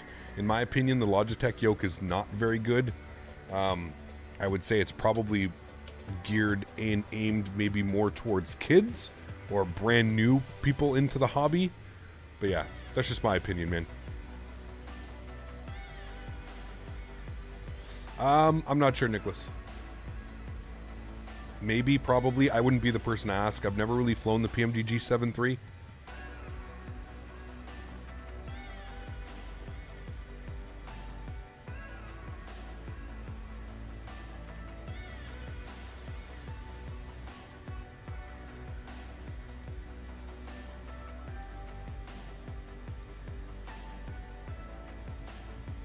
Danny, yeah, no. Official date for the standalone is pre-order on February 10th and launched by March 10th. There we go. Also, like in real life, controllers sometimes on multiple frequencies. Where I work, I'm on 6 frequencies at once. The pilots can hear each other on different frequencies. That's really cool, Nat. I didn't know that. Very, very cool. It's worth getting the Logitech radio stack when I'm not using VATSIM? Probably not, Flying Moose. That thing really, truly comes in, and where it really starts to shine is when you start flying online. Pilot Edge, VATSIM, IVAO. I mean, I guess it could even be, if you're using default ATC, it could probably be beneficial, is because you could probably get used to it and stuff. You can also set like nav frequencies, you can set your transponder, you can do DMEs, identifiers. You can do quite a bit of things from the radio stack, but I find its true purpose is when you're flying it online, you know? Should I pre-order or can buy when it comes out? I'm worried it will go out of stock. I mean, if you can afford it right now, I would say go with the pre-order. Simply because it's going to make your life easier. I'm pretty sure that they have stock to handle most of the pre-order, if not all of the pre-order. I think.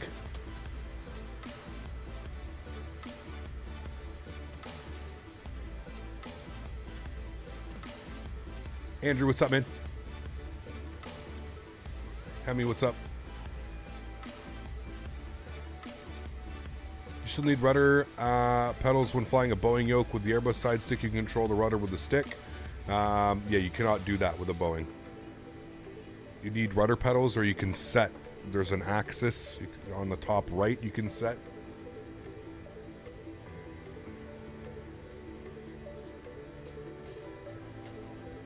You're an Embry-Riddle student. What gate will we be parking at? Probably gate number 1.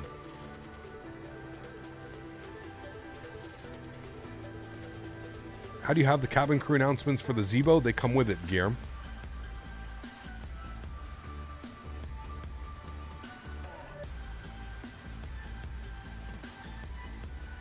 We should invite you and Mike to Dubai to spend some vacation time. I wish that could happen, man. Sorry, dude. Do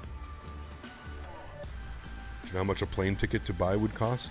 And not only that, staying in Dubai, and wish I had that kind of money, man. Hopefully it does not go to stock the second it releases so I can get it for Christmas. There you go, man. Is this the 737-800? It is, yes.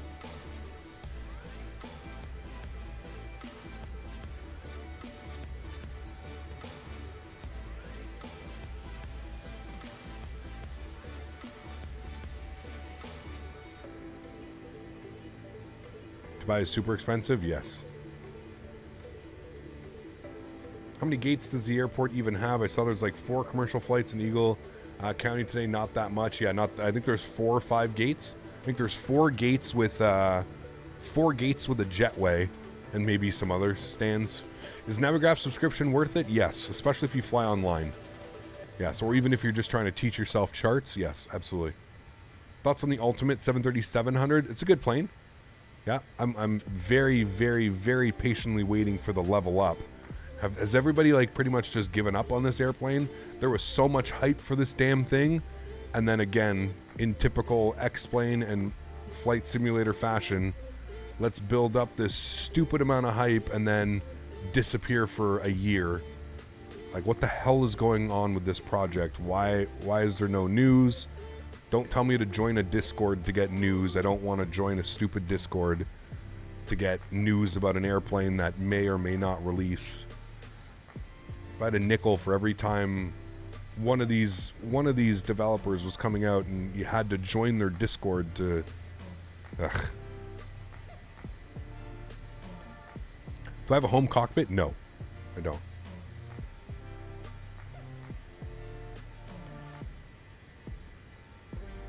Nice, Stone. That's awesome, dude. Rotate MD-11, yeah. Nicholas, take care, man. What I think is the most detailed scenery airport for X-Plane that's payware? I don't know, man. Tough call. There's a lot. There's a lot, man. Vertical Sim, Mr. X. There's a lot. There's a lot, man. Probably Mr. X or Short Final Design, I would say, probably is some of the best scenery you can get. The air show is going to take place in Dubai. 777X, a lot of private jets, a lot of military, although not that into military, but it's cool. Yeah, true. You ever played Infinite Flight for fun? I have not, no.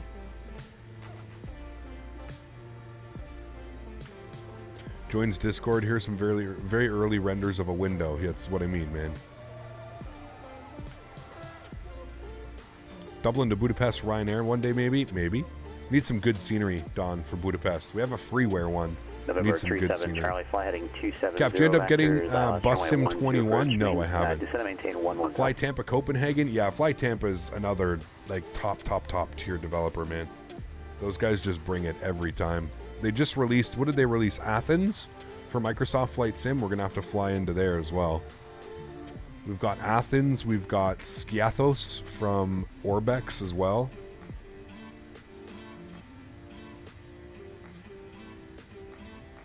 Is that the Grand Canyon? No, we're quite far away from the Grand Canyon. Grand Canyon's the other way behind us to the left. Not that far off from a home cockpit, are you? Some hydraulics and whatnot. You have full functioning sim. I just need the overhead panel, I guess, at this point, right?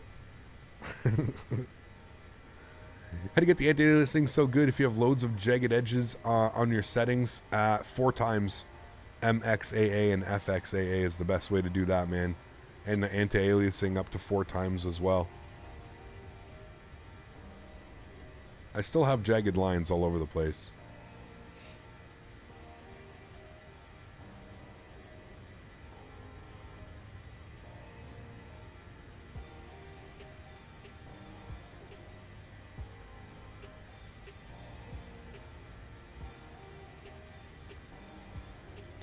Kind of short, but maybe Athens, Skiathos, Orbex released. Yeah, I don't know about that, Ben. That's a very short flight, but maybe we can look to fly into both when it's ready. Cap, what do you think about the flight model in the E32NX for Microsoft Flight Simulator? It keeps getting better and better. That's for sure. It's way better than it originally was. Decided to get X-11 and use both sims. Nice. Sweet, dude. Make sure you download the Zebo for free and enjoy. 5 dislikes, it's the same every time, Don. Every time, man. I think we've really touched 5 different people in this community. We've rubbed them the wrong way, so to speak. But that's okay, man. It's perfectly fine.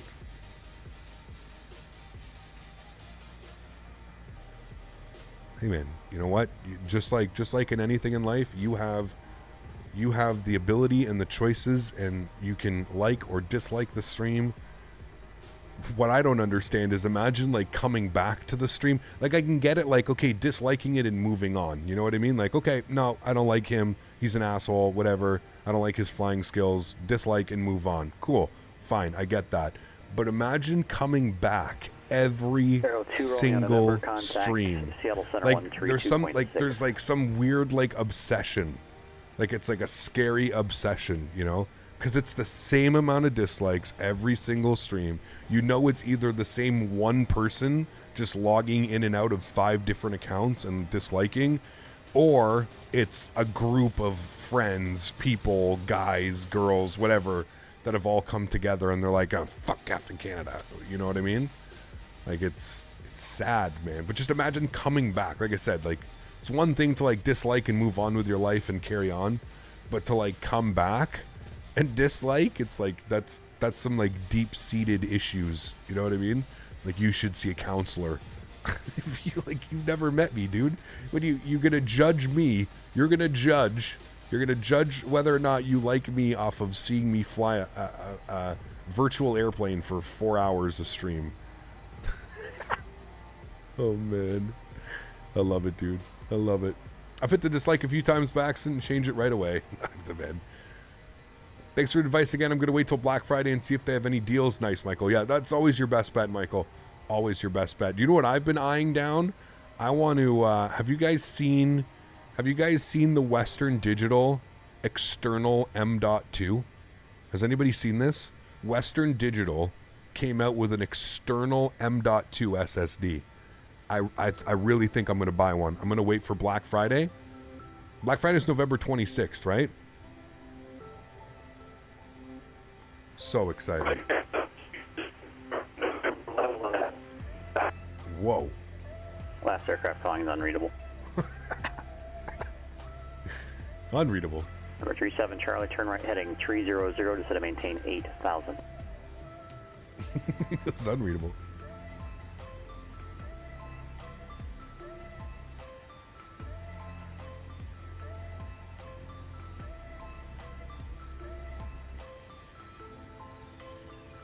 Yeah, it's true, handyman. Yep.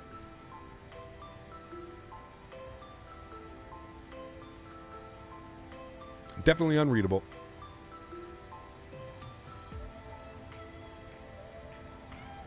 All right, so should we do a little bit of briefing for our arrival? You guys have said you've been enjoying this. That guy's Number 22 Romeo November coming through really broken. The Hermiston altimeter. I don't even know how he got a call sign out of that. All right, so we are going to be.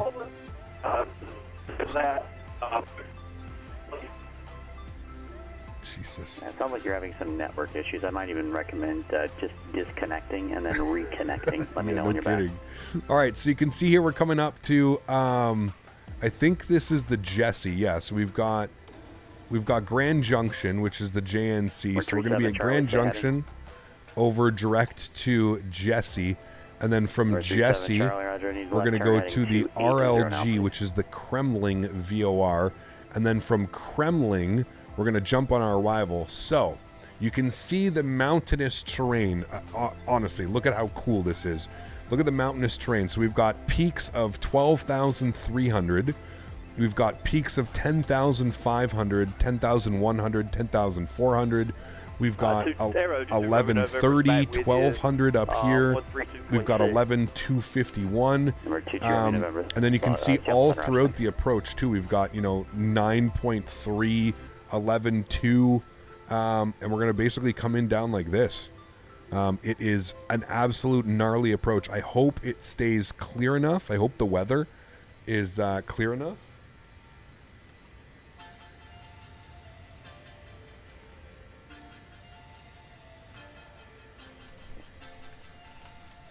We'll find out. But yeah, it's an amazing, amazing, amazing approach. So it's also going to look, airport elevation, I think is, what is it? Airport elevation is 6547. So it looks like we're going to start our descent really late, but it's because we're, 300. only have that many.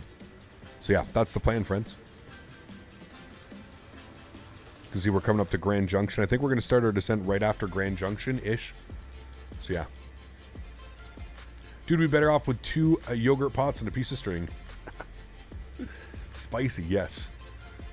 Why have I never heard of this approach? It already looks amazing from the charts. Dude, Danny, it's insane. Wait till you see it, man. I flew it, Danny, last night. Not even kidding, for the first time. And I was flabbergasted. I was blown away. I even saved, I saved the approach on my Zebo. Look, I saved it. We could load up. I'm not going to do it, but if you go to save and load, and you go to load/save flight, KEGE to KEGE, 7,100 feet. 1309, contact Denver Center, 133.67. 3367 for American 1309. So yeah, and then I was just amazed. Amazed. It's so cool.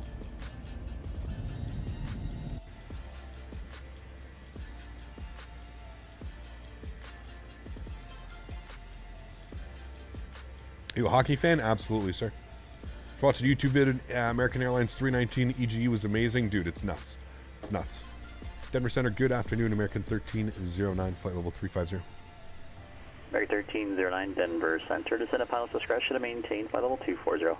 Pilot's discretion 240. Thanks, American 1309. I think I should go to bed. I'm half sleeping on my sofa. Uh-oh, Lincoln. Bedtime. Thanks for being here today, man. I appreciate you. Had a nice fun stream. We're coming up on 3 hours. Nice fun stream today. I'm glad to be able to do this. Just keep in mind, guys, everybody that's still here, we are doing a giveaway. I didn't want to promote it in the title. I wanted kind of just like the people that always come and hang out to be able to win this. So we're doing a giveaway. After we land, we're giving away a copy of this scenery. So if you're here, if you're hanging out, you're going to have to get Vertical Sim V-States Colorado paired with this arrival. I promise you guys, this is something absolutely amazing. So you're from Ottawa, right? I am, yes. Tough life being a Sens fan? Yeah, I know. Tell me about it. Tell me about it, man.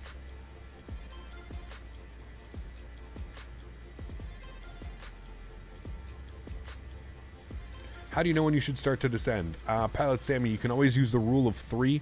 So you take your altitude. So if you're at 35,000 feet, you take 35 times 3, which is 105. And then you, yeah, that's pretty much how you do that. Turn right, heading and then you can descend at about 1,800, 2,000 feet per minute, something like that, you know. Formula 1 fan? No, unfortunately not. Where's the face scan gone? We're just stretching. We're good. When am I going to turn on the face cam? Just before descent. Do you think the Sens will win tonight? I have no clue. I hope so. Giveaway, nice. Yoke included. That's on Saturday. You guys know that by now. Saturday. If you didn't know, now you're going to know. We're giving away an entire Captain's Boeing pack, which includes the Thrustmaster TCA Boeing Yoke and Throttle combination. We are giving one away on Saturday. If you win it, nothing needs to be done. I just literally need an address from you, a name, an address, a phone number, obviously for shipping reasons. And if you're under 18, I need your parents' permission. But other than that, we're, yeah, giving away a full yoke system on Saturday. 37 Charlie, turn right, heading 090. And we've got other stuff planned, so don't you guys worry.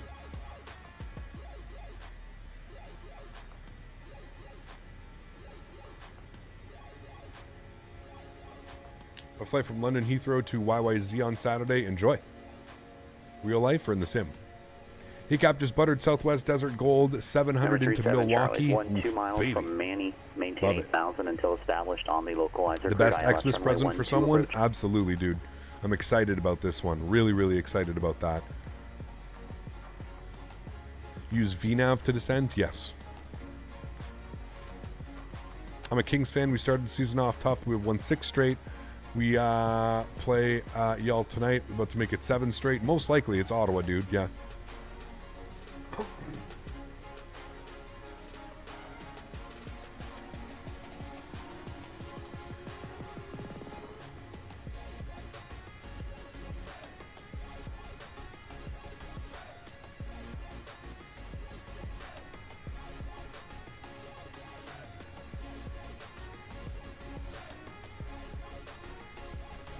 Did you see the Microsoft Flight Sim? They sent it to me, Pilot Sammy. Yeah, they sent it to me this morning, just before I went live.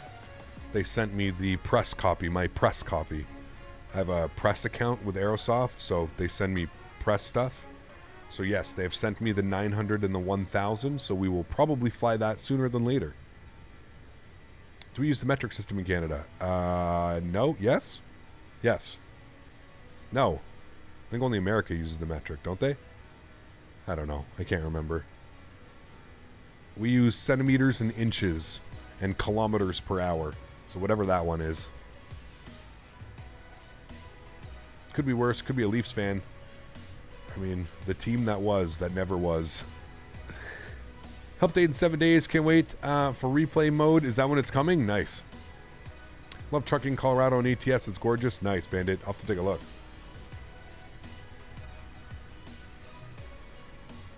Thank you, Dan. Yeah, we don't use freedom units there, America.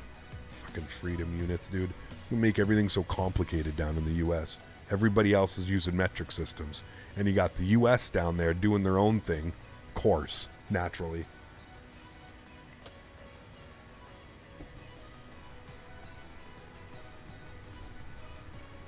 Hey, Gap just joined. How you doing? I'm doing well, Malik. How are you, man?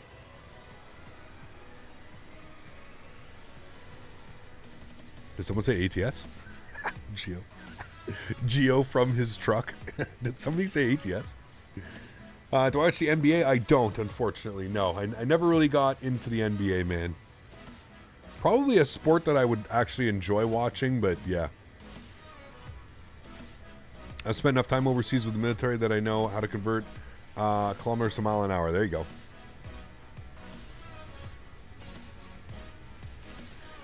Jeff, yeah, there's a little bit of a... Sometimes it doesn't... What you see here on the screen doesn't really add up. We're still about 90 miles from top of descent. 90 miles, guys. So we're descending soon, but we're still 90 miles out.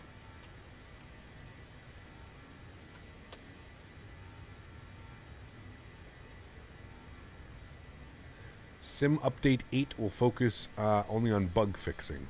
I thought they were adding the replay mod. I thought that's what their mode. Do you use Celsius or Fahrenheit? Celsius. Do I ever engage in any jet fighter action? I don't, John, unfortunately, man. Not really my type of flying. I'm your commercial pilot. This is what I really enjoy flying, man.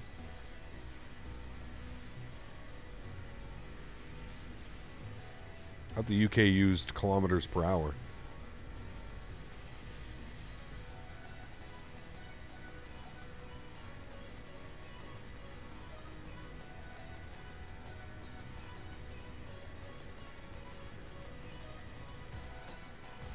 I'm not sure what the replay is going to look like. I mean, they've been working on it forever. I hope it's somewhat decent. I think the US and UK will use Imperial, but the UK also uses Stone. Yeah. The UK is mile an hour? Really? Interesting. Do you live on the Quebec or on the Ontario side of Ottawa? I don't know. Why? On Pilot Edge map, I see people flying that are not on the West Coast. They just communicate on Unicom? Yes. Read back, correct? Yeah, absolutely, Brian.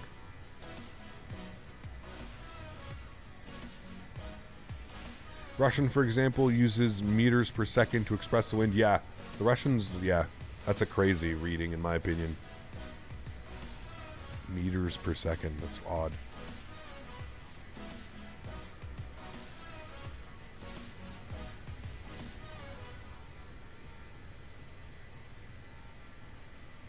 Yeah, that would be cool, Drini. I agree.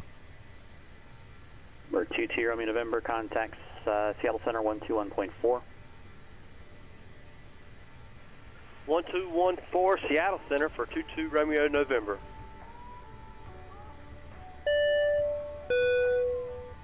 I'm still very, very honored that I could win a free copy of MSFS from the Christmas stream a year ago. Nice. You flew the 787 to 10 into from Seattle to Anchorage. Hell yes, dude. I remember that. Thanks so much, Danny. I appreciate you, dude, dropping the $3 dono. Thank you, my friend. I appreciate you, dude. I wonder if we missed a call. Thanks so much, Danny. Appreciate you, man. Seattle Center Aero 22 Romeo November with you, level at 4.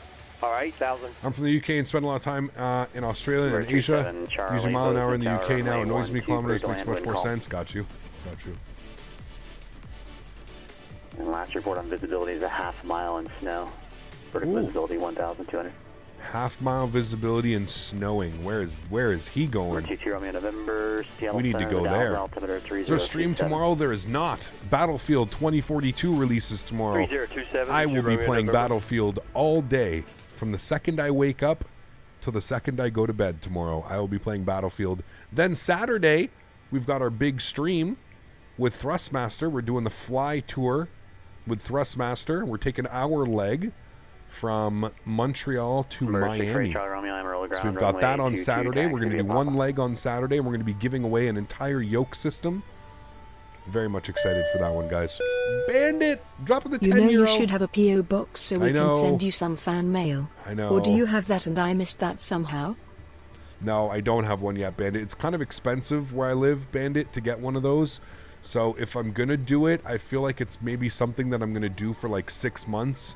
So I really have to look into it. I promise that I will start looking into it seriously, Bandit. Part of me is also kind of scared. I just, like, I feel, right, like, for obvious reasons, just security reasons and stuff like that, right? The way that the world is nowadays, man, like, I don't know. There's a lot of fucked up people, dude, and there's a lot of weird people that would, like, want to send me weird shit, so, yeah. Yeah, thanks for support, Bandit. I appreciate you, man. there's still things that I have to convince myself and, you know, talk to myself about and figure out if it's actually worth it logistically to spend that kind of money, you know. I would love to be able to do it, man, and I'd love to, you know, but yeah. How many hours will your stream be on Saturday? Probably the same as usual, man, between 3 and 4 hours, I would assume. That's usually the stream length. We don't really have like a set. I just like to keep it usually between 3 and 4 hours. I find that's like any more and the retention kind of starts dropping off the map. Think we can get this stream up to 500 likes, guys? That would be huge. I promise not to send you Anthrax. I mean, there's so many things, right? There's Anthrax and like what's that other one that like you literally need like a speck of it. You literally get like some like just gets absorbed in through your skin, and fentanyl, whatever it's called. Like, dude, and it's not hard to get. You know what I mean? It's just weird. Maybe I'm in my own head too much, but yeah. Jonathan, what's up, man? How are you, dude? Any recommendations on things to do in Toronto? My girlfriend and I are planning to go next year.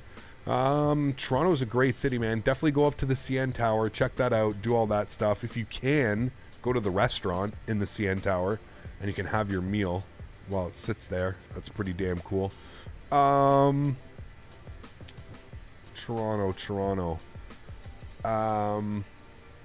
Go to the aquarium. Go to the Toronto Zoo. The Toronto Zoo, the Ripley's Aquarium. Those are great places to go as well. Go to Niagara Falls. Take a day. Drive down to the Niagara Falls. Rather be safe than sorry. Yeah, absolutely, man. Absolutely, dude. I would send you a model plane. Don't know which kind of model sounds nice. See, there you go, Skullman. See, I know there's a lot of people who, but there's also, like I said, weird ass people, right?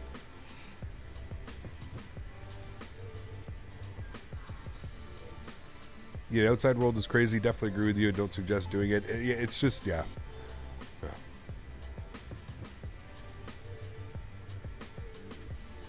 You live 10 minutes from the Toronto Zoo. Nice. I've been 3 times in my life. Yeah, 3 times. 38 miles till descent, friends. Am I vaxxed? I am, yes. Careful, Cap. You got to be aware of the famous 5. It could be a coup attempt. Jonathan, thanks so much, man. Dropping the pound. Appreciate you, dude. Huge enough floaties. Thank you, man. Thank you. This might be personal, but do you make money from YouTube? Ellis, this is my full-time job. So yes, I don't think it's... Yeah. I do make money, obviously. This is how I pay for my living. Yeah. Take a look at the Discord DMs. Usually don't do this. We'll quickly take a look. There he is. See? First class meal. Damn, look at you, sir. Wait. Gio, it's your birthday? Guys, can we get some love for Captain Gio?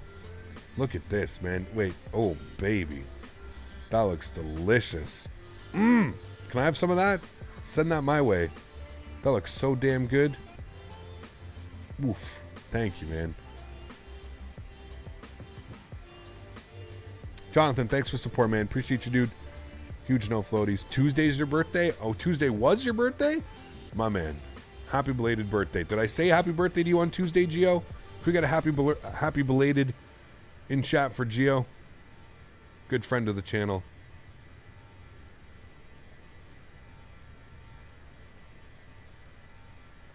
"31 years younger, my man." I feel that.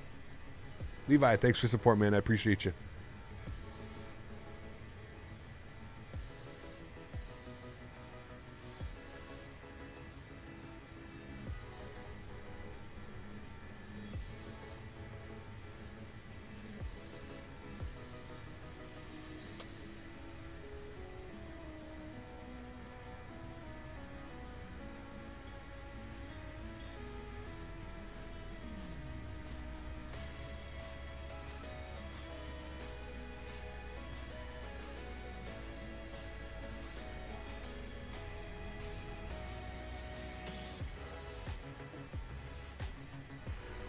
Charlie Romeo, Amarillo Tower. Left turn approved. Wind to 200 at 5, runway 22, cleared for takeoff.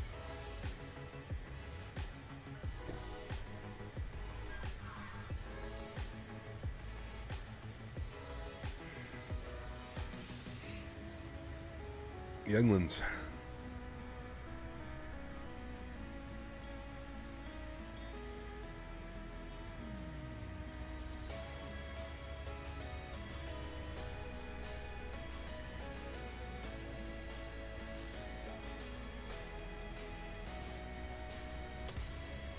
I'm watching for 3 hours. Time flies. Nice, man. Glad you're joined. Starting to get mountainous.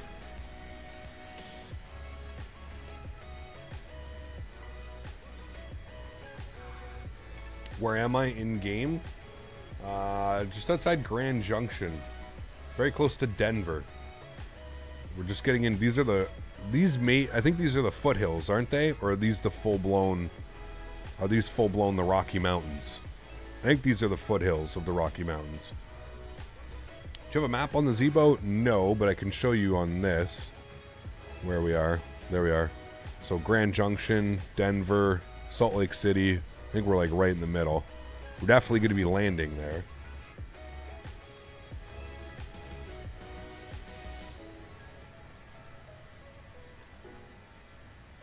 Alright, 10 miles till descent. Let's start planning some stuff out here. For the arrival, let's get this stuff plugged in. So he said when ready, down to 240. So plan that now. 240 is in. All right. And we'll get this open, and we're going to be getting some information. 109.75. 109.75 is already set, and we need a front course of 250. 250.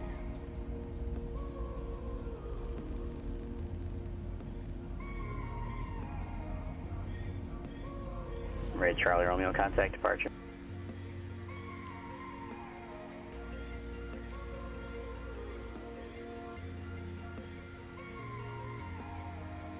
Can we fly the Dreamliner?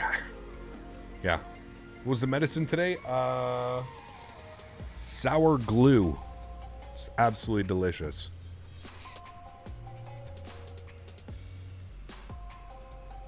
Are we flying the A300 310 anytime soon? We actually flew it not too long ago, its mate. We spent a full week flying the 300 around. We will be back into it, but I've got a couple other airplanes that I want to fly before then. But if you're curious to seeing the A300, definitely go check the channel, man. We flew it a couple weeks ago, I think. Yeah. I personally wouldn't care about fan mail. Those are the things you know that get to love you, don't want to get threw it away, but it takes up so much space you don't really ever look at it again. Yes and no, right? I think it's more so the thought that, like, I get it. I get why people want to do it. The thought they want to send some food and some goodies and some treats and some stuff, so yeah. Sour glue? Oh, baby. Number 6 Freight Charlie Romeo, Amarillo departure, radar contact, altimeter 3015. You wish medicine was legal here? Oh, man. It's my favorite. When will you start your descent? I believe we just started. Speaking of which, we really need to watch our speed into here. This approach is gnarly. 89 Phoenix ground, runway 8, taxi via Charlie. This approach is gnarly. There's no ifs, ands, or buts about it. We're going to pause the music after this song, just because there's going to be so much that's going on that we got to pay attention to.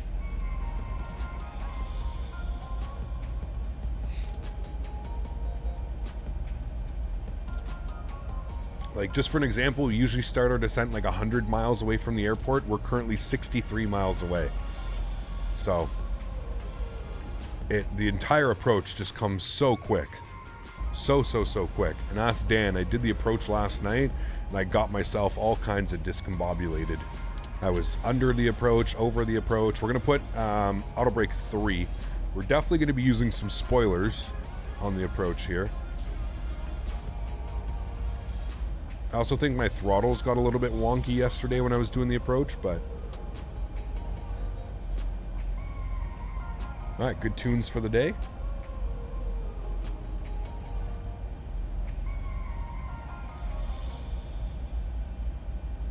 Sweet.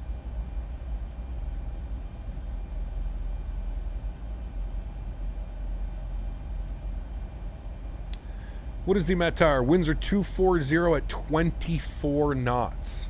10-mile visibility, few at 7,500. Hi-yi-yi. Altimeter 3026. Woof. Spicy. Yeah. She's going to be fun. This is going to be a fun arrival, man. The views and everything about this are just going to be absolutely gorgeous. Seattle Center, American 591. It's funny because you can kind of, well, I don't think you're going to be able to see it. The airport's like right here. American 591, how can I help? Yeah, any chance, American 591, any chance pop up by real flight level 320, just logging on. We're landing at Payne Field.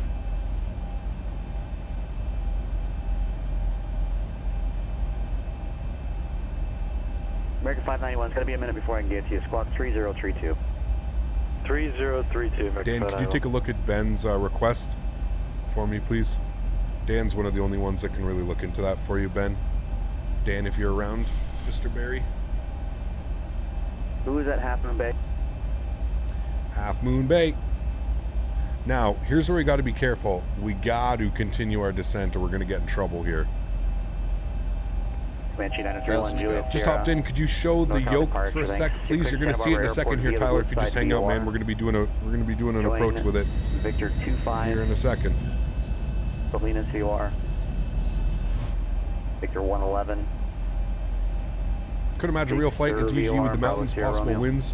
Tighten those belts, dude. And Victor 27. Gnarly.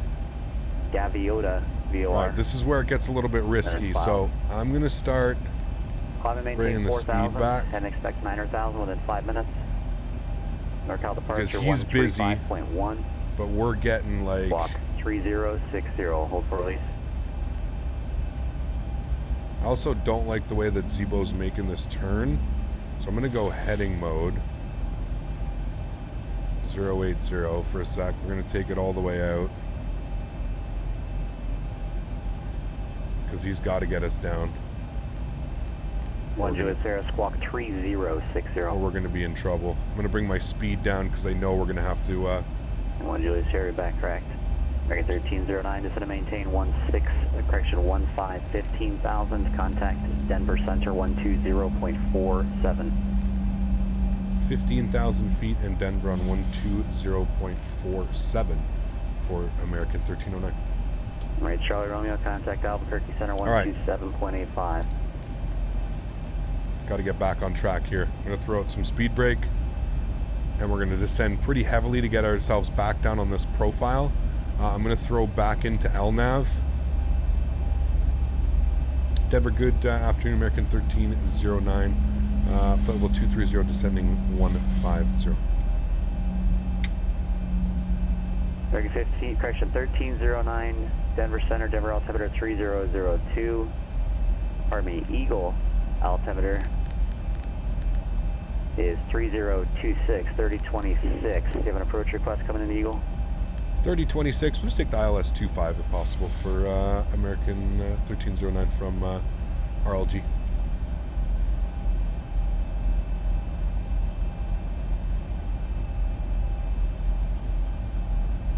He's pulling it up now. He's going to check on that. He's going to make sure that we're proficient enough. No ILS available. Did you mean the LDA and from Boaxa? 2 seconds. I will get back to you. Yes, it is the LDA 25 from Kremling. All right. Yeah, for some reason you turned away from the Kremling VOR. American 1309, turn left, heading 350. Descend and maintain 15,000 vectors Kremling. I will make the left turn 350. I honestly think it's the flight model on the Zebo. It's got these new curved lines. It's a little bit funky, but we'll turn left 350, American 1309. Roger. Okay, 15,000 feet. We can shallow that out here a little bit now. We don't have to descend so heavily. So he's going to get us the approach back here. So you can see what the Zebo is doing. There's the Kremling VOR. Hold on, I'll try and pull up in the chart so you can see. So the Zebo, because it has these paths, it kind of took us like this, and then because it has these curved paths, it took us basically right to quandary. We kind of overflew, and that's why we're a little bit high. That's why we're high up on the altitude. So 3026 is in. We're good. Speed's looking fine. Everything's good. We're still above 10,000 feet. All that fun stuff is looking good. He's just going to basically vector us around, give us a nice circle, and set us up much better on the approach, which I prefer.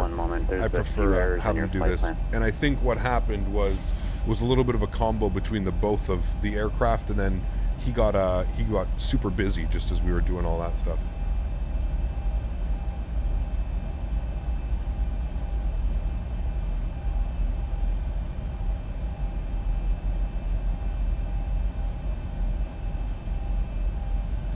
All right. 591, Seattle Center radar contact 35 northwest of the 2,000 feet per minute. Let's bring our ground spoilers in now. We'll arm them. Oh. Position checks, make it 91. Good. There was a request to stay altitude as well, please. 1,000 to go. And the level 320 from American 591. 591, change my frequency 135.15. Air Canada Q400 by Skymark tomorrow, as well a few other liveries. Nice. Are you getting the new livery back in, Jake, or are you getting the toothpaste blue? I love the Q400 Air Canada, the Air Canada Express. American 591's up.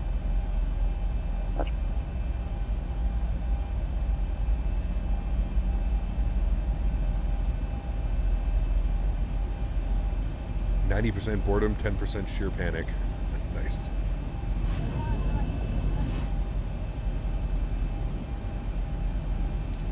So let's get the train radar on.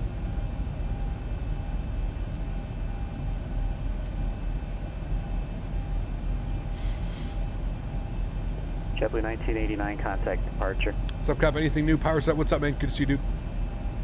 Do I have merch? I do, Levi, yet. Exclamation point merch in chat. I don't know why I'm getting an error for Denver.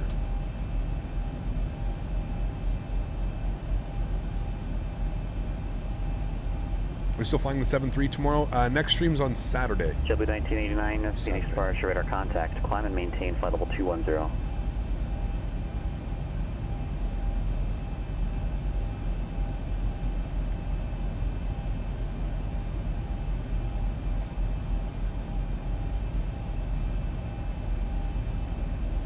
Number 20503 capital clearance. All right, so you filed a VFR altitude as your intended cruise altitude. You can't do that.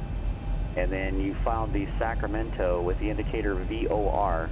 From the iRatings, it should be have been in those ratings. How you doing? Always making my day. Yeah, I'm playing Spotter. What's up, man? Good to see you, dude. Designator code will reject your flight plan. So just SAC is all you should have filed if you wanted the Sacramento VOR.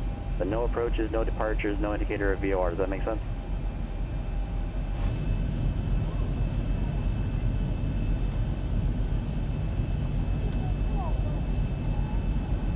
Snowing in Montreal? What, really?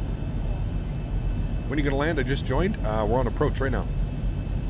Well, if you want to go, I recommend filing the Sacramento VOR, which is just filing SAC. That's it. You make your approach request airborne, yes.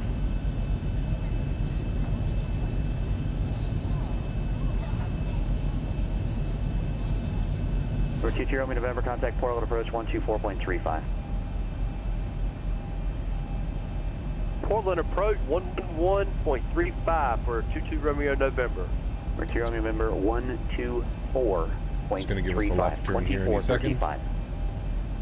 2435 Portland approach for 22 Romeo November. American 1309, turn left heading 200. Left 200, American 1309.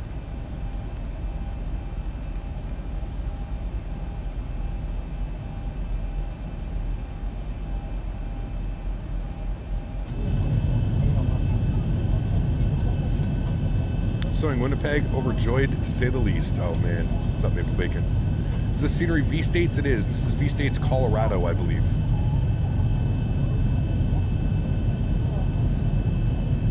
Caleb, are you running in OpenGL or in Vulkan? You missed Q4? Don't worry, we'll be back soon, man. Love that Q4, dude. I miss it already too, don't you worry. Kent, would you like to be more throttle if you could use both spoiler and flap levers? No, I don't like having my flaps on an axis like that.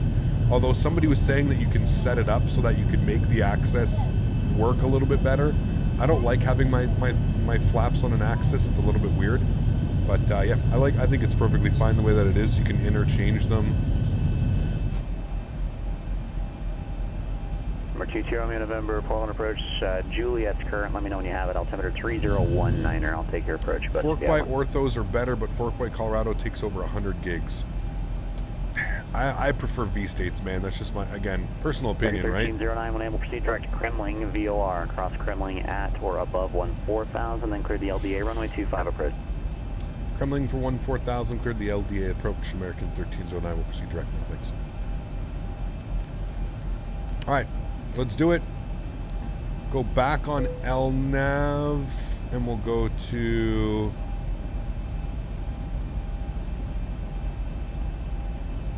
Where's it trying to take me to?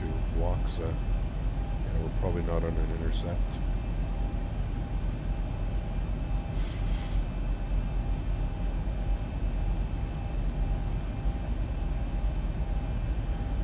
.190 heading to Honorary.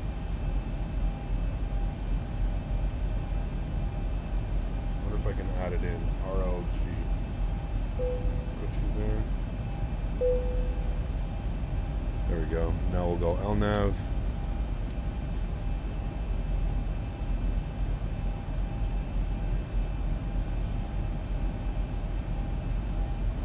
Number 20503. Cool. Your route is still invalid. You filed SMS. Bring our speed back to 210. Which doesn't mean anything. Approach speed today is going to be 152.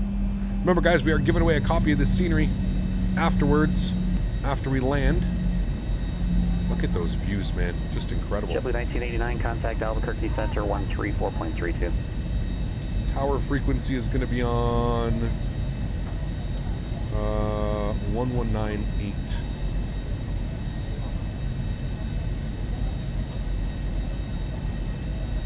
Hey, Gap, do you have two monitors or just one? I have two. The sim runs on one and everything else runs on the other. Offset approaches are rad? Yes, they're amazing. I really do enjoy them. Albuquerque Center, JetBlue 1989, 12,500 climbing, 210. When should you insert the giveaway? I will let you know. 1989. Albuquerque Center, climb and maintain, flight level 340. Climb 340, JetBlue 1989. Alright, so we need to intercept at 9,800. Charlie Romeo leaving my coverage area now. Radar services terminated. Squawk maintain VFR for exchange. So we're going to go 9,800. Squawk maintain VFR. Thanks, 8 Charlie Romeo.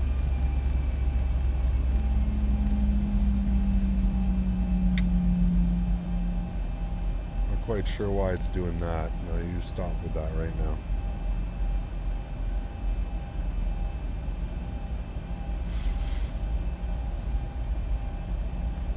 Aguila 12.9. I'm actually going to step this down properly. 12.9. Romeo November, be very specific. I've got two RNAV approaches. Two you think is RNAV best PC for 2,000 USD? I just need the CPU, GPU, motherboard, and case. Get as best as you can get, man. Number 2 Romeo November, as best as you can get. RNAV Yankee, runway 10 left approach.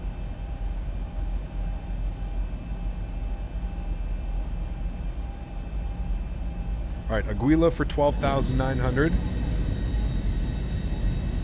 Look at these mountain ranges, man. Crazy.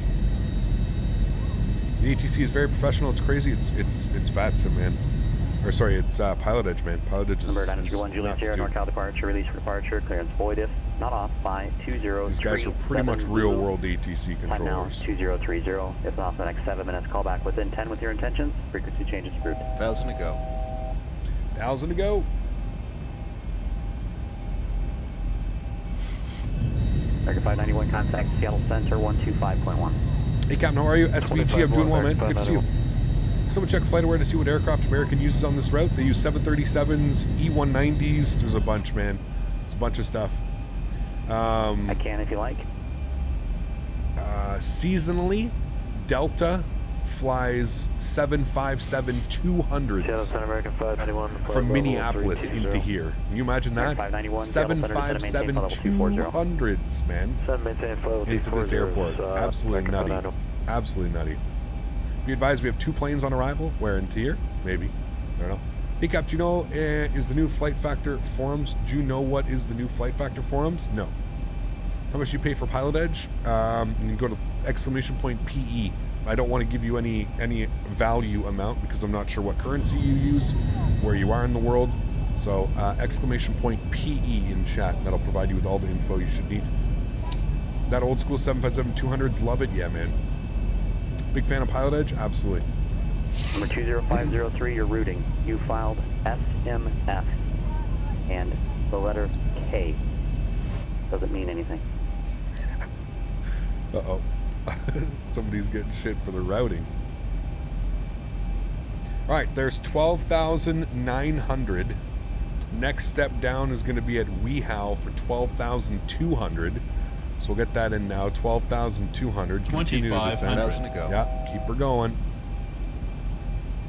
All right, let's throw in 190 on the speed. We'll go flaps 5 degrees. Again, all just helping with our descent right now. You can see that our glide slope's alive. I can arm approach. We'll get that ready. We're 17 miles out right now.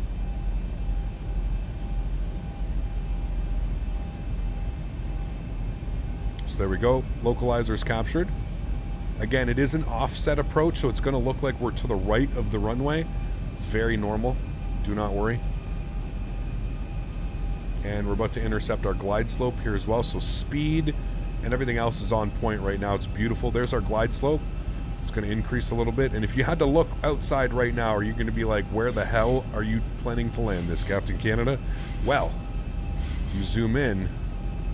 There's our runway right there. There she is. So that's where we're landing. 1309, contact Eagle Tower, 119.8. 119.8, American 1309. Eagle Tower, good afternoon, American 1309, LDA, runway 25. 1309. Eagle Tower, runway 25, clear to land, wind 240 at 24. Enjoy that. Clear to land, runway 25. Should be fun, American 1309. 20503, capital clearance, standby. Love how he goes, yeah, enjoy that. As if he knows already that it's going to be an absolute handful. All right, so one thing that I noticed doing my approach yesterday, the glide slope is a little bit off. So we're going to fly Pappies when we get a little bit closer to the airport. But, yeah, the glide slopes are a little bit weird.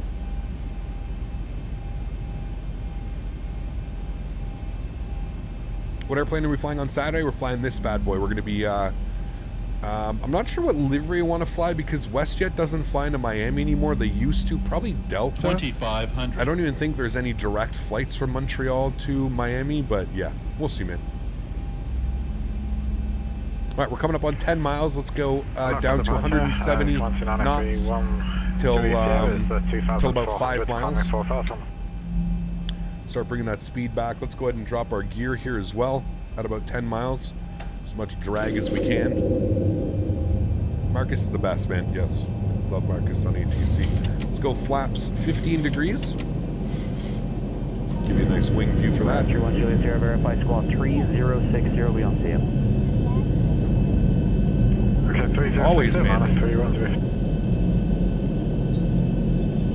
Always. Remember, guys, if you haven't done so, please don't forget to smash down that thumbs up. We're trying to get this stream up to 500 likes. Do you think we can hit 500 likes? If you haven't done so, that would be very, very much appreciated, my friends. Also, keep in mind, we are giving away a copy of the scenery. As soon as we land, I will open up the giveaway. Somebody will be winning a copy of the scenery. It is absolutely beautiful. 152 on the approach speed. Let's get that plugged in here, friends. And we're just through 10,000 feet now.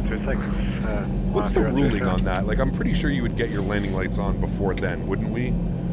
I would think. And all of our lights on here.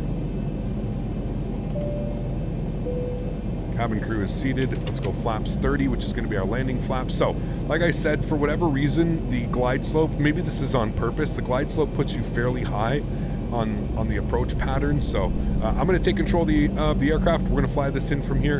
Enjoy the replay, guys. Or sorry, enjoy the replay. Enjoy the landing, guys. And remember, we're doing a giveaway once we get down on the ground. Just going to let the aircraft configure itself here. It got a little bit away from itself. Let it trim itself and figure itself out here. It's the winds updating like crazy. Sky 20503, capital clearance, clear to Sacramento Executive Airport. Radar vector Sacramento VOR, then direct. Okay, we good, airplane? You good? Maintain 2,000. Jesus.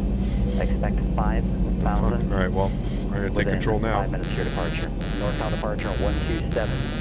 26.4. Squawk 7253. All right, landing checklist, gears down 3 green, flaps are 30, and indicated ground spoilers are armed with the green light. Cabin crew's been advised, you guys have been advised. 1,000.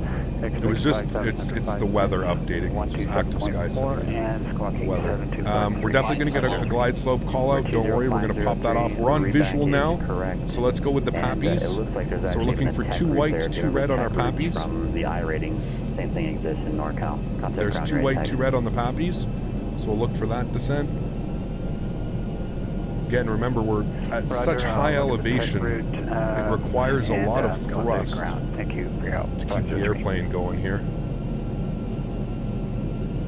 500. 400. 300. 591, contact Seattle Center 126.6. 100. No floating. 50. 40. 30. 20. 10. Mark 591, Seattle Center, descend and maintain 13,000. Seattle Center, let it fall out there a little bit. Couldn't let it go much longer than that. Crazy airport, dude. Decelerating nicely. 80 knots. Reverser stowed, ladies and gentlemen. Welcome down into Eagle Creek, Eagle County.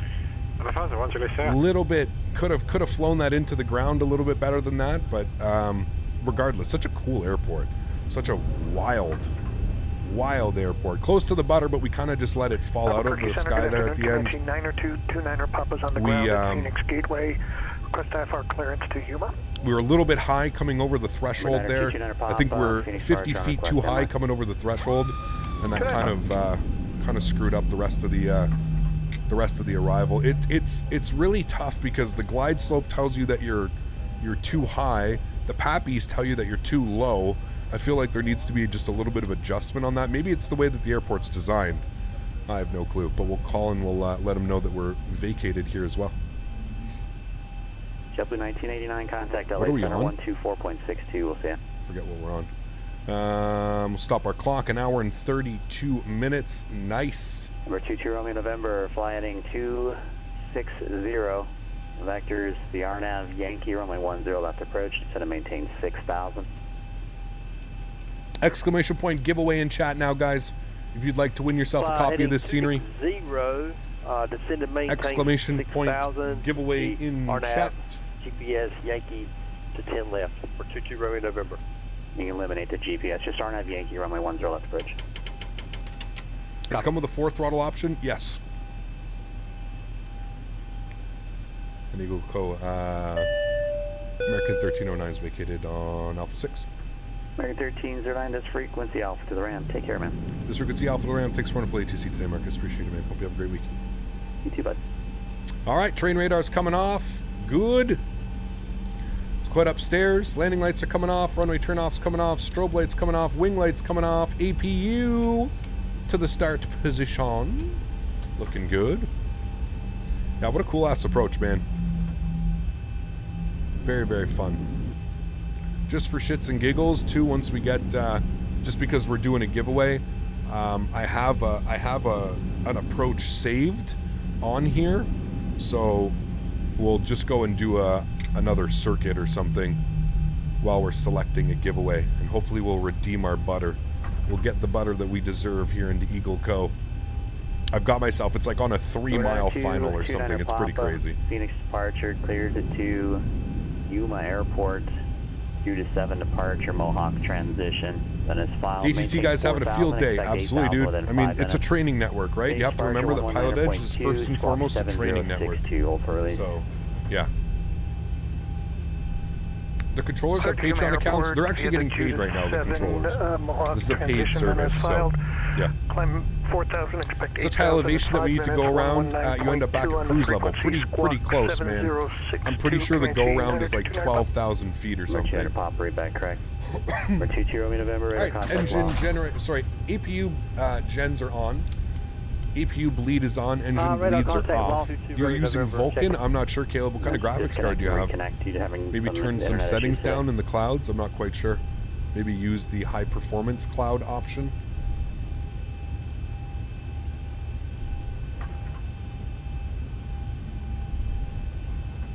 Capital ground, so right. 205. Taxi lights coming off. Air cargo ramp with Romeo ready for taxi. Number 20503, Capital ground, runway 17 right, taxi Alpha. Controllers make over 100 grand on PE, not even close. Real world, maybe they can make 100 grand, not on PE. Number 2 Romeo November, thank you, radar contact, 5 east of Battleground. Copy that, 22 Romeo November. American 591, contact Seattle approach 125.6. American 591 affirmative, 125.6, Seattle approach.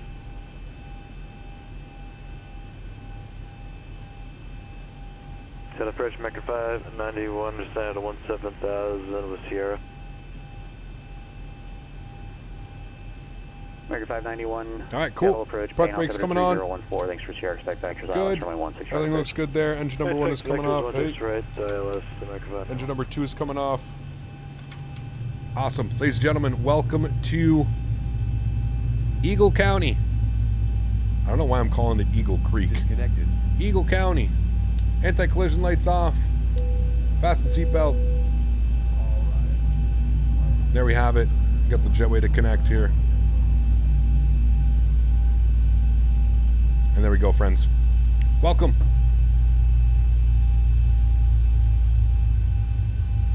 Beautiful. An hour and 32 minutes on the flight time. Were we early or were we a little bit late? I think we were 5 minutes late because of that turnaround. Yeah, 5 minutes late. Not bad. Not too shabby, my friends. All right, cool. Sweet. So we disconnected. I'll show you guys a little bit of the airport here. Come outside. There we go. Beautiful. Show a little bit of the airport. Yeah, badass scenery, man. Really, really cool, actually.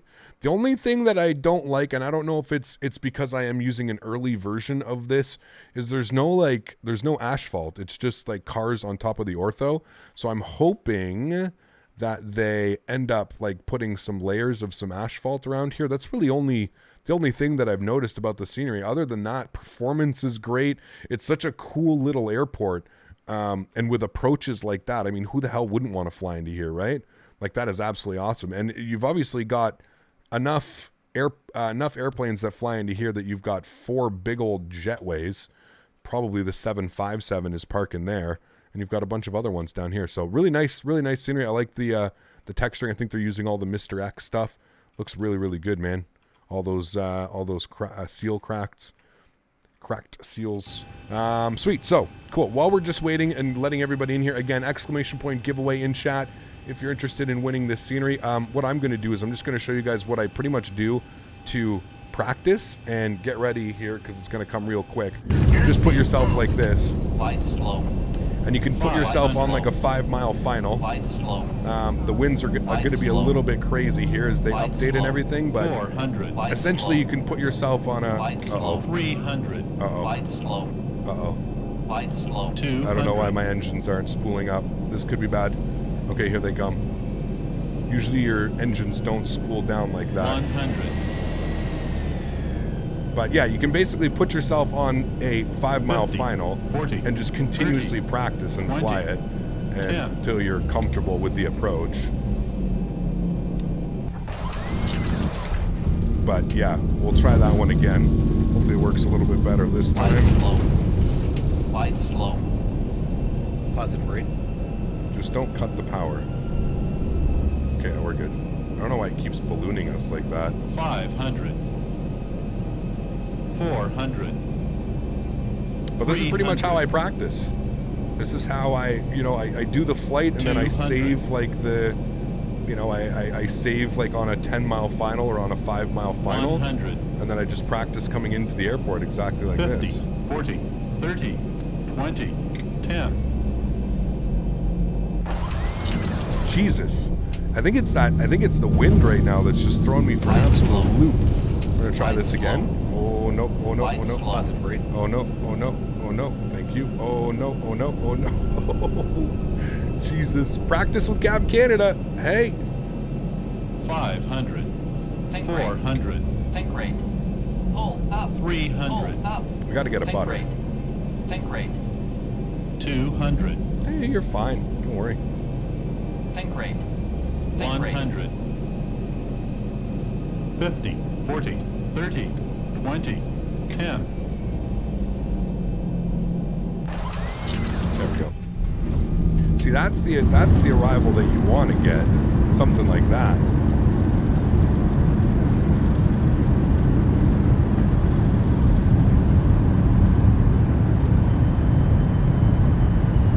Those winds are taking us for an absolute trip. Right, one more. Glide slow. Glide slow. 500. I'll try and get a nice approach here. 400. 300. Glide slow. Glide. 200.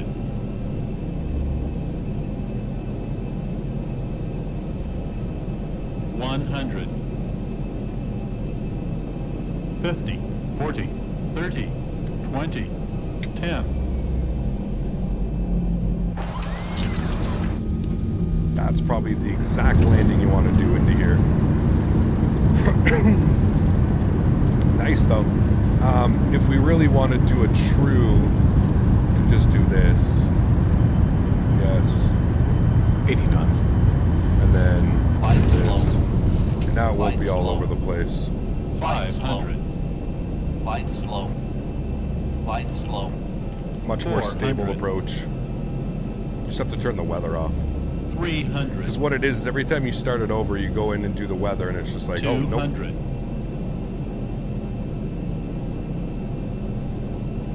100. 50, 40, 30, 20, 10.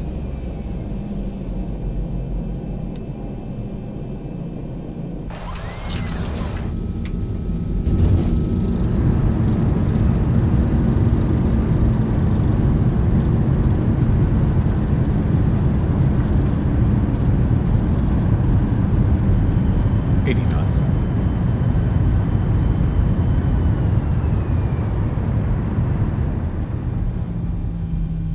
Nice and smooth. All right, friends, there we go. We'll go ahead and toggle replay. I wonder if it's going to... Yeah, it'll probably only show us these replays. That's fine. We can show this one. All right, let's select our winner here. We'll do some replays of the arrivals and the landings. Let's do a winner of the giveaway, and the winner is Christian Sabetta. Christian, congratulations, sir. You have won the scenery. Christian Sabetta, congratulations, sir. You have won the giveaway. Christian, if you are in chat, the only thing I need from you is a valid email address, please. Valid email address from you, sir. That is all I need from you. Ooh, nice and smooth. Congratulations to you, Christian Sabetta. If you're here in chat, you have won yourself a giveaway. Christian, if you are here, congratulations. You have won the giveaway. Where is Christian? Christian, are you here? Are you here? I guess what I could have done is could have given you this, and we'll just go. Oh wait, I guess we'll toggle replay mode. We'll go like this. There we go. And now you guys can at least watch while we're doing it. Christian is here, and he wants to claim his prize. Congratulations, Christian. You have won. There you go. A little bit of something different. We usually don't do arrivals like this back and forth and into the same airport, but congratulations, Christian. You have won yourself the giveaway. Very, very cool, man. Congrats, dude. 100. You're getting some awesome scenery, man. 50, 40, 30, 20, 10. Congratulations to you, man. What? I can't believe it's not butter. All right, last one here, friends. It's like, this is the problem. Now I just want to sit here and practice. This is where it's dangerous. Now I just want to sit here, practice the arrivals. I think what it is it's really the glide slope and the pappies. I'm not quite sure if they're 100% on. Because right now we're good. We're 2 white, 2 red. This looks perfect. This looks good. 100. All right. I guess it's good. 50, 40, 30, 20, 10. Ooh, that one was nice. A little bit of pull on that one, though. All right, well, there we go. We'll end on that note. We'll end on that one. All right, well, congratulations to Christian Sabetta winning the scenery. Some beautiful scenery. Again, thank you all so much for coming to hang out. You guys are absolutely awesome. Truly do appreciate it. I hope you guys enjoyed this stream. Hope you enjoyed our absolute greasy arrival today into Phoenix. Of course, our beautiful flight now into Eagle County. Some cool-ass scenery, man. We are definitely going to be flying into here again. You can bet your bottom dollar that we're going to be flying into here again. We're definitely going to be taking a look at this scenery once again. I'm going to take this time now to thank all my mods, donators, and sponsors, man. Without you guys here, none of this would be possible, seriously. So thank you all very, very much for the support, man. You guys are absolutely awesome. I'm just going to make sure that I've got your email. Let me do this quickly. Grab this, and let me just, oops, thank you. Grab you, copy, and I'm just going to put this over here into the right spot.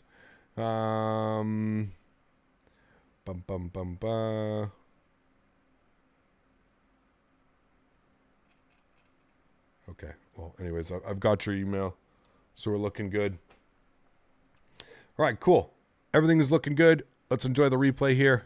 That's going to wrap up the stream, guys. Remember, if you haven't done so, don't forget to smash down that thumbs up. Hopefully, we got it up to 500 likes. It would be absolutely awesome if we have. Going to take this time now to thank all of our mods. Oh boy, yeah, we saved that one like crazy. Gonna take this time now to thank all my mods, donators, and sponsors. Without you guys here, none of this would be possible. So thank you all very, very much for your support. Again, congratulations to Christian winning some awesome scenery. Congrats, dude. I hope you enjoy it. Thank you to everybody for tuning in today and just hanging out with me. You guys are absolutely awesome. I really do hope you guys enjoyed this stream. It was a lot of fun. LA into Phoenix, Phoenix into Eagle County. What a beautiful, beautiful stream.